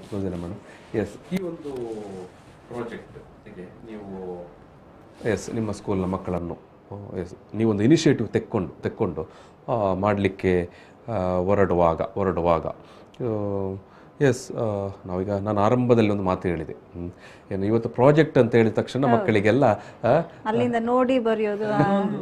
ಪ್ರಾಜೆಕ್ಟ್ ನಮಗೆ ತಗೊಳ್ಳಿ ಅಂತ ಅವ್ರು ಹೇಳುವಾಗ ಸ್ಕೂಲ್ ಶುರು ಆಗಿರಲಿಲ್ಲ. It was August. School start ಆಗಿರ್ಲಿಲ್ಲ, ಆನ್ಲೈನ್ ಕ್ಲಾಸಸ್ ಇತ್ತು. ನಾವು ಇನ್ನೂ ವಾಟ್ಸ್ಆಪ್ ಇದರಲ್ಲೇ ಕನೆಕ್ಷನ್ ಅಲ್ಲಿ ಇದ್ದಿದ್ದು. ಅದನ್ನ ತಗೊಳ್ಲಿಕ್ಕೆ ಮನಸ್ಸು ಮಾಡಿದವರು ನಿಜವಾಗ್ಲೂ ಚಾಲೆಂಜ್ ತಗೊಂಡಿದ್ದಾರೆ ಅಂತ ಅರ್ಥ. ಯಾಕೆಂದ್ರೆ ನಮ್ಗೆ ಮಕ್ಕಳು ಫೇಸ್ ಟು ಫೇಸ್ ಕಾಣ್ತಾ ಇರಲಿಲ್ಲ. ಮಕ್ಕಳು ಈಗ ಎಸ್ಪೆಷಲಿ 8th ಸ್ಟ್ಯಾಂಡರ್ಡ್ ಮಕ್ಕಳು ನಮ್ಗೆ ಹೊಸ ಮಕ್ಕಳು, ಅಡ್ಮಿಷನ್ ಆಗಿದ್ದಷ್ಟೇ, ಅವರನ್ನ ನಾವು ನೋಡ್ಲೇ ಇಲ್ಲ. ಅವರನ್ನೆಲ್ಲ ನಾವು ಆನ್ಲೈನ್ ಕ್ಲಾಸಸ್ ಅಲ್ಲೇ ನಾವು ಇದನ್ನ ಅನೌನ್ಸ್ ಮಾಡಿದ್ವಿ. ಆದ್ರೂ ಅವರು ಇಂಟ್ರೆಸ್ಟ್ ತಗೊಂಡು ಅವರಾಗೆ ಪಾರ್ಟಿಸಿಪೇಟ್ ಮಾಡಿದ್ರು. ಈಗ ಈ ನನ್ನ ಶಾಲೆಯಿಂದ 10 ವಿದ್ಯಾರ್ಥಿಗಳಿದ್ರು, 2 ಟೀಮ್ ಮಾಡಿದ್ವಿ ನಾವು. 2 ಟೀಮ್ ಆಗಿ 2 ಟೀಮ್ ಅವರು ಅದೇ ತಗೊಂಡಿದ್ದಾರೆ ಟಾಪಿಕ್. ಆದ್ರೂ 2 ಟೀಮಿನವ್ರಿಗೂ ಎಲ್ಲಾ ಕೆಲಸ ಮಾಡ್ಲಿಕ್ಕೂ ಆಗ್ತಿರ್ಲಿಲ್ಲ. ಅದಕ್ಕೆ ಅವ್ರಿಗೆ ಇಡೀ ಶಾಲೆಯ ವಿದ್ಯಾರ್ಥಿಗಳು ಸಹಾಯ ಮಾಡಿದ್ದಾರೆ. ಅಂದ್ರೆ ಅವರು ಅವರವರ ಮನೆಗಳಲ್ಲಿ ಕಾಂಪೋಸ್ಟಿಂಗ್ ಮಾಡಿ, ಬೀದಿಗಳಿಗೆ ಹೋಗಿ ಅಲ್ಲಿ ಕ್ಲೀನಿಂಗ್ ಮಾಡಿದ್ರೆ, ಇದು ಲಾಕ್ಡೌನ್ ಟೈಮಲ್ಲಿ ಆದ್ರೂ ಕೂಡ ಅವರು ಪಕ್ಕದ ಏರಿಯಾಗಳಿಗೆಲ್ಲ ಹೋಗಿ ಶುಚಿತ್ವವನ್ನು ಮಾಡಿದ್ದಾರೆ. ಮತ್ತೆ ಆದಷ್ಟು ವಿಡಿಯೋಗಳನ್ನ ಮಾಡಿದ್ದಾರೆ. ನಾವು ಕೆಲಸಕ್ಕಿಂತ ವಿಡಿಯೋಗಳ ರೂಪದಲ್ಲಿ ಅದನ್ನ ನಾವು ಪ್ರಾಜೆಕ್ಟ್ ಅಲ್ಲಿ ಪ್ರೆಸೆಂಟ್ ಮಾಡಿದ್ದೇವೆ. ಆಲ್ಮೋಸ್ಟ್ ಅರೌಂಡ್ 50 ವಿಡಿಯೋಸ್ ಮಾಡಿದ್ದೇವೆ ನಾವು. ಅಷ್ಟು ವಿದ್ಯಾರ್ಥಿಗಳು ಪಾರ್ಟಿಸಿಪೇಟ್ ಮಾಡಿದ್ದಾರೆ. ಆನ್ಲೈನ್ ಅಲ್ಲೇ ಹೇಳಿ ಕೂಡ ನಾನು ಅವರ ಮುಖ ಕೂಡ ನೋಡಿರ್ಲಿಲ್ಲ. ಮೇಡಮ್, ಈಗ ನಿಮ್ಮ ರೆಗ್ಯುಲರ್ ನಿಮ್ಮ ಪಾಠದ್ದು ಅಥವಾ ನಿಮ್ಮ ಏನು ಸಬ್ಜೆಕ್ಟ್ ನಲ್ಲಿ ಬರುವಂತದಾದ್ರೆ ನೀವು ರೆಗ್ಯುಲರ್ ಯಾವಾಗಲೂ ಮಾಡ್ತಾ ಹೋಗ್ತೀರಿ ಅಲ್ವಾ? ಸೊ ದಿಸ್ ಇಸ್ ಸ್ವಲ್ಪ ಚಾಲೆಂಜಿಂಗ್ ಇರುವಂತ ಬಾರಿ ದೊಡ್ಡ ಸವಾಲು ಇರ್ತದೆ ಶಿಕ್ಷಕನಿಗೆ ಕೂಡ, ಟೀಚರ್ಗೆ ಕೂಡ. ನೀವು ಈ ಪ್ರಾಜೆಕ್ಟ್ ಅನ್ನು ತಗೊಳ್ಳುವಾಗ ಯಾವ ಧೈರ್ಯ ಮಾಡಿ ತಗೊಂಡ್ರಿ ಅಂತ ಕೇಳಿದ್ರು. ಧೈರ್ಯ ಅಂತಲ್ಲ, ನೋಡುವ ನಮಗೆ ಅಂದ್ರೆ ಎನ್ವೈರನ್ಮೆಂಟ್ ಅಲ್ಲಿ ಒಂದು ಇಂಟ್ರೆಸ್ಟ್ ಇತ್ತು. ನಮಗೆ ಎನ್ವೈರನ್ಮೆಂಟ್, ನಮ್ಮ ಪರಿಸರದ ಬಗ್ಗೆ ಶುರುವಿಂದ ಒಂದು ಇಂಟ್ರೆಸ್ಟ್ ಇತ್ತು. ಹಾಗಾಗಿ ನಮ್ಗೆ ಅಂದ್ರೆ ಇಕೋ ಕ್ಲಬ್ಬಿನಿಂದ ಒಂದು ತಗೊಳ್ಬೇಕು ಅಂತ ಹೇಳಿದಾಗ ನಾನು ಹಿಂಜರಿಲಿಲ್ಲ. ಓಕೆ, ಮಾಡುವ, ಒಂದು ಪ್ರಾಜೆಕ್ಟ್ ಅಲ್ವಾ, ಮಾಡುವ. ಅಂದ್ರೆ ಇದು ಆಕ್ಟಿವಿಟಿ ಬೇಸ್ಡ್ ಅಲ್ವಾ, ಮಕ್ಕಳಿಗೂ ಒಂದು ಸಹಾಯ ಆಗುತ್ತೆ. ಪರಿಸರ ಏನು ಅಂತ ಅವ್ರಿಗೆ ಅರ್ಥ ಆಗುತ್ತೆ. ಈಗ ಶಾಲೆಗಳಲ್ಲಿ ಕಸದಲ್ಲೇ ಕುತ್ಕೊಂಡಿರ್ತಾರೆ ಮಕ್ಕಳು, ಅವ್ರಿಗೆ ಅದ್ರ ಅರಿವೇ ಇಲ್ಲ. ಈಗ ಏನಾಗಿದೆ, ಆನ್ಲೈನ್ ಆಗಿ 2 ವರ್ಷದಿಂದ ಎಲ್ಲರೂ ಮೊಬೈಲಲ್ಲೇ ಇದ್ದಾರೆ. ಮೊಬೈಲಲ್ಲಿ ಇದ್ದಾಗ ಪಕ್ಕದಲ್ಲಿ ಏನಾಗ್ತದೆ ಅಂತ ಅವ್ರಿಗೆ ಗೊತ್ತಿರೋದಿಲ್ಲ. ಹಾಗಾಗಿ ಇದು ಅವ್ರಿಗೆ ಚಟುವಟಿಕೆಯಲ್ಲಿ ತೊಡಗಿಸ್ಲಿಕ್ಕೆ ಬಹಳ ಸುಲಭ. ಅಂದ್ರೆ ಅದರಿಂದ ಅವ್ರಿಗೊಂದು ಪರಿಸರ ಏನಾಯ್ತು, ಪರಿಸರ ನಮ್ಮದು ಅಂತ ಹೇಳುವ ಒಂದು ಭಾವನೆ ಮೂಡಿದೆ ಇದರಿಂದ ಅವರಿಗೆ. ಮೇಡಮ್ ಮಾಡಿದ 2 ಪ್ರಾಜೆಕ್ಟ್ಗಳು ಸ್ಟೇಟ್ ಲೆವೆಲ್ ಇಂದ ನ್ಯಾಷನಲ್ಸ್ ಗೆ ಹೋಗಿದ್ದು. ದಕ್ಷಿಣ ಕನ್ನಡದಿಂದ 8 ಪ್ರಾಜೆಕ್ಟ್ ನ್ಯಾಷನಲ್ಸ್ ಗೆ ಹೋಗಿತ್ತು. ಅದ್ರಲ್ಲಿ 2 ರೋಜಿನಾ ಮೇಡಮ್ ಮಾಡಿದ ಪ್ರಾಜೆಕ್ಟ್. ಒಂದೇ ಶಾಲೆ 2 ಪ್ರಾಜೆಕ್ಟ್ ನ್ಯಾಷನಲ್ಸ್ ಗೆ ಹೋಗಿತ್ತು. ಅದು ಬಹಳ ವಿಶೇಷ, ಬೇರೆಲ್ಲೂ ಆಗಿಲ್ಲ. ಖಂಡಿತ ಖಂಡಿತ ಖಂಡಿತ. ಇಡೀ ರಾಜ್ಯದಿಂದ ಹೋದ ನ್ಯಾಷನಲ್ಸ್ ಗೆ ಹೋದ 8 ಪ್ರಾಜೆಕ್ಟ್ ಅಲ್ಲಿ 2 ರೋಜಿನಾ ಮೇಡಮ್, 2 ನಿಮ್ಮ ಒಂದೇ ಶಾಲೆಯದು ನೀವೇ ನಿಮ್ಮ ಮಾರ್ಗದರ್ಶನದಲ್ಲಿ ಆಗಿರುವಂತದ್ದು. ಗ್ರೇಟ್, ನಿಜಕ್ಕೂ ಗ್ರೇಟ್ ಗ್ರೇಟ್. ಎಸ್, ನಮ್ಮ ಜೊತೆಗೆ ಪ್ರಸನ್ನ ಅವರು ಏನು ಪ್ರಿಸಿಟಾ ಅವರ ತಂದೆ. ಎಸ್, ನೇರ ಸಂಪರ್ಕದಲ್ಲಿದ್ದಾರೆ. ಸರ್ ನಮಸ್ಕಾರ. ನಮಸ್ತೆ. ಈಗ ನಿಮ್ಮ ಮಗಳು ಏನು ಭಾಗಿದಾರಿಯಾದಂಥ ಪ್ರಾಜೆಕ್ಟ್ ಇವತ್ತು ರಾಷ್ಟ್ರ ಮಟ್ಟದಲ್ಲಿ ಗುರುತಿಸಲ್ಪಟ್ಟದ್ದು, ಪುರಸ್ಕಾರಕ್ಕೆ ಏನೋ ಆಯ್ಕೆಯಾದಂಥದ್ದು. ಈ ಸಂದರ್ಭದಲ್ಲಿ ನೀವು ಏನು ಹೇಳಲಿಕ್ಕೆ ಬಯಸ್ತೀರಿ ಸರ್? ಈ ಪ್ರಾಜೆಕ್ಟ್ ರಾಷ್ಟ್ರ ಮಟ್ಟದಲ್ಲಿ ಆಯ್ಕೆಯಾದದ್ದು ನಮಗೆ ತುಂಬಾ ಸಂತೋಷ. ಇದರಿಂದ ನಮ್ಮ ಮಕ್ಕಳು ಏನು ತುಂಬಾ ಕಷ್ಟಪಟ್ಟು ಮಾಡಿದ್ದಾರೆ, ಅದಕ್ಕೊಂದು ಸನ್ಮಾನ ಸಿಕ್ಕಿದಂತಾಗಿದೆ, ಅವರಿಗೊಂದು ಪ್ರೋತ್ಸಾಹ ಸಿಕ್ಕಿದಂತಾಗಿದೆ. ನಮ್ಮ ದೇಶದಲ್ಲಿ ಮೇನ್ ಆಗಿ ಕಸ ಇಲ್ಲಿಂದ ಉತ್ಪತ್ತಿ ಆಗೋದು, ಮನೆಯಿಂದಲೇ ಉತ್ಪತ್ತಿ ಆಗುದು, ಈಗ ಸ್ಟಾರ್ಟ್ ಆಗುತ್ತದೆ. ಆದ್ರೆ ನಾವು ಮನೆಯಿಂದಲೇ ಅದರ ಬಗ್ಗೆ ನಾವು ಒಂದು ಇದನ್ನು ಯೋಜನೆಯನ್ನು ರೂಪಿಸಿದಾಗ ನಮ್ಮ ವಾಟರ್ ಕ್ಲೀನ್ ಆಗ್ಲಿಕ್ಕೆ ಸ್ಟಾರ್ಟ್ ಆಗುತ್ತೆ. ಹೌದು, ಖಂಡಿತ ಖಂಡಿತ. ಈಗ ನಿಮ್ಮ ಮಗಳು ಈ ಒಂದು ಪ್ರಾಜೆಕ್ಟ್ ನಲ್ಲಿ ಇನ್ವಾಲ್ವ್ ಆಗಿ ಅವ್ರಿಗೆ ಒಂದಷ್ಟು ಚಟುವಟಿಕೆ ಎಲ್ಲ ಮಾಡ್ಲಿಕ್ಕೆಲ್ಲ ಇತ್ತಲ್ಲ ಸರ್? ಆಗ ನಿಮಗೆ ಇದೇನೋ ಬೋರು ಅಥವಾ ಇದೇನೋ ಕಿರಿಕಿರಿ ಅಂತೆಲ್ಲ ಆಯ್ತಾ? ಇಲ್ಲ, ನಮಗೆ ಬೋರ್ ಕಿರಿಕಿರಿ ಅಂದ್ರೆ ಅವರಿಗೆ ಮಾಡ್ಲಿಕ್ಕೆ ಆಗಲ್ಲ. ನಾವು ಅವರಿಗೆ ಪ್ರೋತ್ಸಾಹ ಕೊಟ್ರೆ ಮಾತ್ರ ಅವರು ಏನಾದ್ರೂ ಒಂದು ಸಾಧನೆ ಮಾಡಬಹುದು. ಎಸ್, ಖಂಡಿತ ಖಂಡಿತ.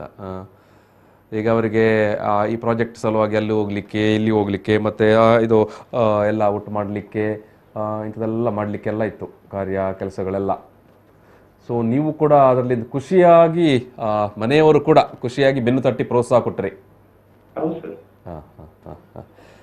ಎಸ್, ಶಾಲೆಯ ರೋಜಿನಾ ಮೇಡಮ್ ಅವರ ಒಂದು ನೇತೃತ್ವದಲ್ಲಿ ಎಂಟೈರ್ ಏನು ಟೀಮ್ ಪ್ರಿನ್ಸಿಟಾ ಇದ್ದಂತೆ ಅವರ ಉಳಿದೆಲ್ಲ ಮಕ್ಕಳ ಟೀಮ್, ಅವರ ಒಂದು ಏನು ಟೀಮ್ ವರ್ಕ್ ಸ್ಕೂಲ್ನ ಬಗ್ಗೆ ಏನು ಹೇಳ್ತೀರಿ ನೀವು? ಈ ಟೀಮ್ ಒಬ್ಬರು ಮಾಡೋದ್ರಿಂದ ಏನು 10 ಜನ ಏನಾದ್ರು ಮಾಡ್ತಾರಂದ್ರೆ ಅದಕ್ಕೆ ತುಂಬಾ ಇದು ಪ್ರಶಸ್ತಿ ಇದೆ. ಯಾಕಂದ್ರೆ ಒಬ್ಬರ ಥಿಂಕಿಂಗ್ ಕೆಲಸ ಮಾಡೋದಕ್ಕಿಂತ ಜಾಸ್ತಿ 10 ಜನ ಏನನ್ನ ಆಲೋಚನೆ ಮಾಡ್ತಾರೆ, ಅದು ಗ್ರೇಟ್ ವರ್ಕ್. ಸೊ ಒಬ್ಬರಿಂದ ಏನೇನು ಮಾಡ್ಲಿಕ್ಕೆ ಸಾಧನೆ ಮಾಡ್ಲಿಕ್ಕೆ ಆಗಲ್ಲ. ಯಾಕೆಂದ್ರೆ ಒಂದು ಟೀಮ್ ವರ್ಕ್ ಸಾಧನೆ ಮಾಡಿದ್ದಾರೆ, ಅದು ಇವತ್ತು ರಾಷ್ಟ್ರ ಮಟ್ಟದಲ್ಲಿ ಆಯ್ಕೆ ಆಗಿದ್ದಾರೆ ಅಂತ ಹೇಳಿದ್ರೆ ನಮ್ಮ ಒಂದು ಇಲ್ಲಿ ಚಿಕ್ಕ ಹಳ್ಳಿಯಿಂದ ಅಲ್ಲಿ ತನಕ ಹೋಗಿದೆ ಅಂದ್ರೆ ನಮ್ಗೆ ಒಂದು ಖುಷಿ ಪಡುವ ವಿಚಾರ. ಬಜಪೆಯ ಒಂದು ಸಣ್ಣ ಏನು ಹಳ್ಳಿಯಿಂದ ಸೈಂಟ್ ಜೋಸೆಫ್ ಶಾಲೆಯ ಮಕ್ಕಳು ಇವತ್ತು ದಿಲ್ಲಿಯ ತನಕ ಗಮನ ಸೆಳೆದರು ಅಂತ ಹೇಳುವಾಗ ನಿಮ್ಗೆ ತುಂಬಾ ಖುಷಿ ಆಗುತ್ತೆ. ಹೌದು ಹೌದು. Yes yes. ಇದನ್ನು ನಾವು ಇಲ್ಲಿಯೇ ಬಿಡದೆ ನಾವು ಪ್ರತಿಯೊಂದು ಮನೆಯಲ್ಲಿ ಇಲ್ಲದ್ರೆ ಈ ತರ ನೀವೇನು ಪ್ರಚಾರ ಏನು ಮಾಡ್ತೀರಾ ಹಾಗೆ ಮಾಡಿದ್ರೆ ಎಲ್ಲ ಮನೆ ಮನೆಗೂ ಇದು ತಲುಪುತ್ತೆ. ನಮ್ಮ ದೇಶ ತುಂಬಾ ಸ್ವಚ್ಛತೆಯನ್ನು ಕಾಪಾಡಬಹುದು.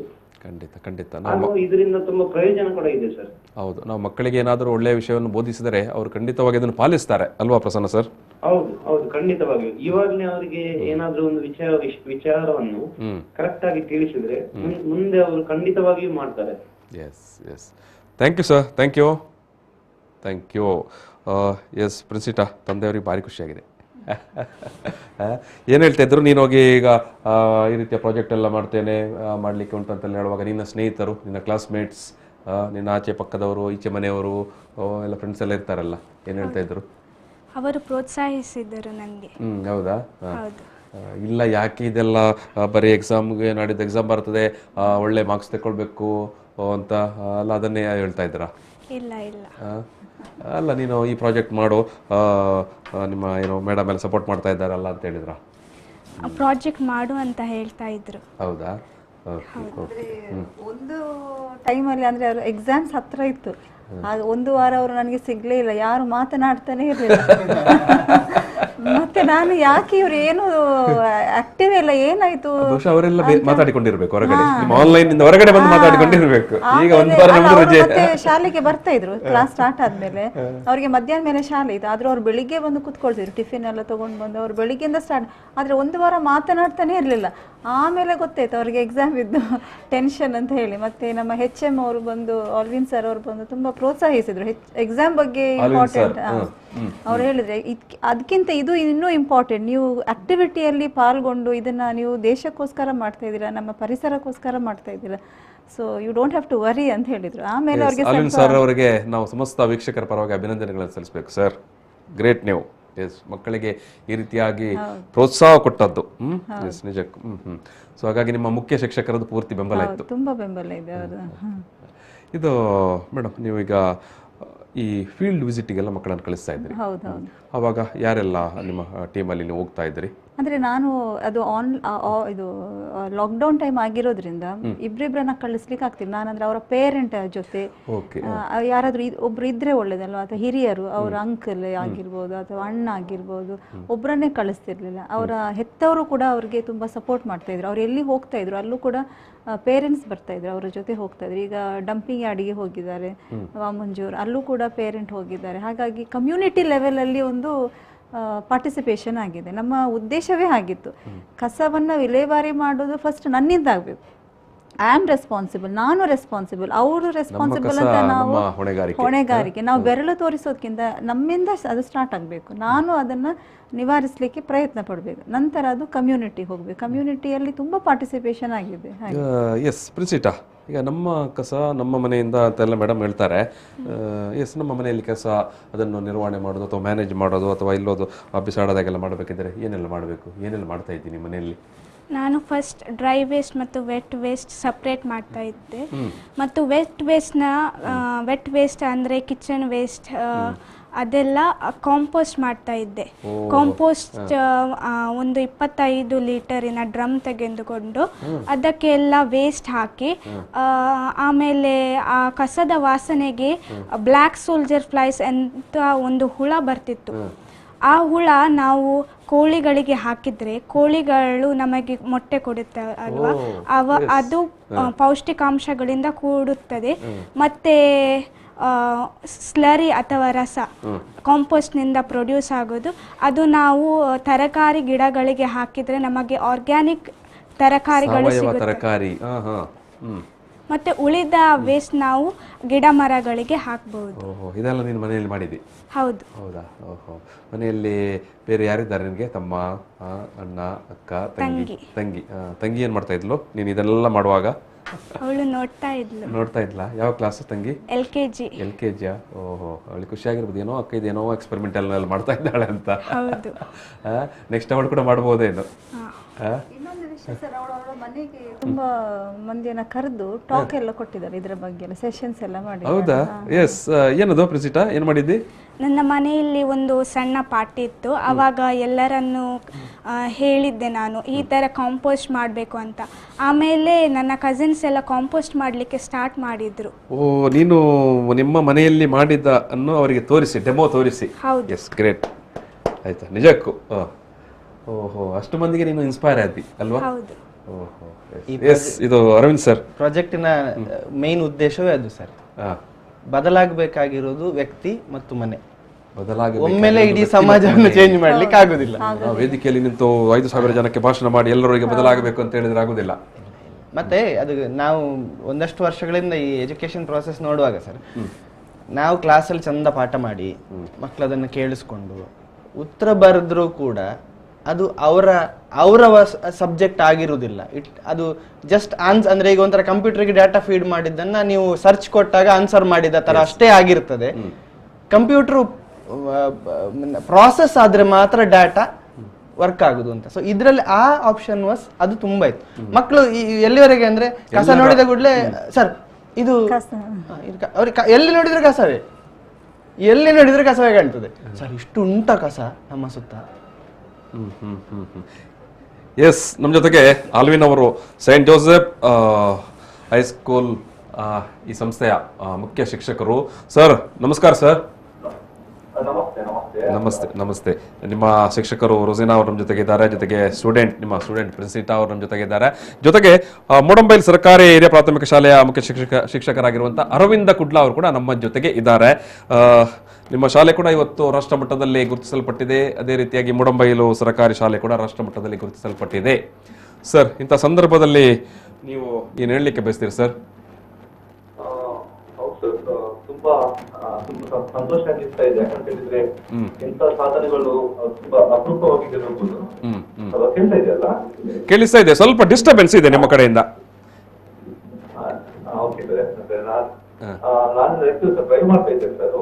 ಸಾಧ್ಯ ಒಂದು ವೆಹಿಕಲ್ ನಿಮ್ಮ ಸೈಡ್ಗೆ ನಿಲ್ಲಿಸಲಿಕ್ಕೆ ಸಾಧ್ಯ ಉಂಟಾ, ಪಾರ್ಕ್ ಮಾಡಕ್ಕೆ? Yes yes yes, definitely definitely. Yes, okay, definitely. Okay sir, ಮಾತಾಡಿ ಸರ್. ತುಂಬಾ ಸಂತೋಷ ಅನಿಸ್ತಾ ಇದೆ ಸರ್. ಯಾಕಂತ ಹೇಳಿದ್ರೆ ಇಂಥ ಸಾಧನೆಗಳು ತುಂಬಾ ಅಪರೂಪವಾಗಿ, ಅದು ಕೂಡ ನಮ್ಮಂತ ಎರಡು ಶಾಲೆಗಳು, ಈ ಹಳ್ಳಿ ಪ್ರದೇಶದ ಶಾಲೆಗಳು, ಗ್ರಾಮೀಣ ಶಾಲೆಗಳು ರಾಷ್ಟ್ರ ಮಟ್ಟದಲ್ಲಿ ಗುರುತಿಸುವಂತದ್ದು ನಿಜವಾಗಿ ಒಂದು ಹೆಮ್ಮೆಯ ವಿಷಯ. ಶಾಲೆಗೂ ಸಂಸ್ಥೆಗೂ ಹಾಗೂ ಶಿಕ್ಷಕರಿಗೂ ಮಕ್ಕಳಿಗೂ ಅವರ ಹೆತ್ತವರಿಗೂ ತುಂಬಾ ಅಭಿಮಾನದ ಒಂದು ವಿಷಯ ಇದು. ತುಂಬಾ ಅಪರೂಪ ಒಂದು ಸಂಗತಿ. ನಮ್ಮ ಇಡೀ ಸಂಸ್ಥೆಯ ಎಲ್ಲ ನಾವು ವಿದ್ಯಾರ್ಥಿಗಳು, ಶಿಕ್ಷಕರು, ಹೆತ್ತವರು, ನಮ್ಮ ಆಡಳಿತ ಮಂಡಳಿ ತುಂಬಾ ಹರ್ಷಪಟ್ಟಿದ್ದೇವೆ, ತುಂಬಾ ಸಂತೋಷ ಪಟ್ಟಿದ್ದೇವೆ.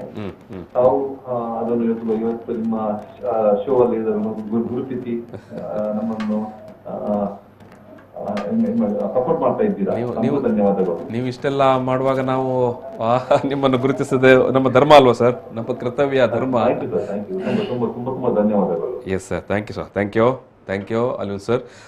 ಎಸ್, ಇದು ಅರವಿಂದ್ ಸರ್, ಈಗ ಈ ಒಂದು ಕಾಂಪಿಟೇಷನ್ ವಿಚಾರವಾಗಿ ಆರಂಭದಲ್ಲಿ ಹೇಳಿದ್ರಿ, ಇದರ ಏನು ನೀವೀಗ ಭಾಗಿದಾರಿಕೆ ಪಾರ್ಟಿಸಿಪೇಷನ್, ಅದು ಯಾವ ರೀತಿ ನೀವು ಅದಕ್ಕೆ ಪಾರ್ಟಿಸಿಪೇಷನ್ಗೆ ನಿಮ್ಮ ಒಲವನ್ನು ವ್ಯಕ್ತಪಡಿಸ್ತೀರಿ? ಅದರಲ್ಲಿ ಏನಾದ್ರು ಮತ್ತೆ ಹಂತಗಳು ಉಂಟಾ, ಸ್ಟೇಜ್ ವೈಸ್ ಉಂಟಾ, ಹೇಗೆ ಇದು? ಅಂದ್ರೆ ಈಗ ಒಂದು ಟೀಮ್ ಅಂದ್ರೆ 6 ಜನ ಮಕ್ಕಳು ಮ್ಯಾಕ್ಸಿಮಮ್, ಮತ್ತೆ ಉಳಿದ ಮಕ್ಕಳು ಇನ್ವಾಲ್ವ್ ಆಗ್ಬೋದು.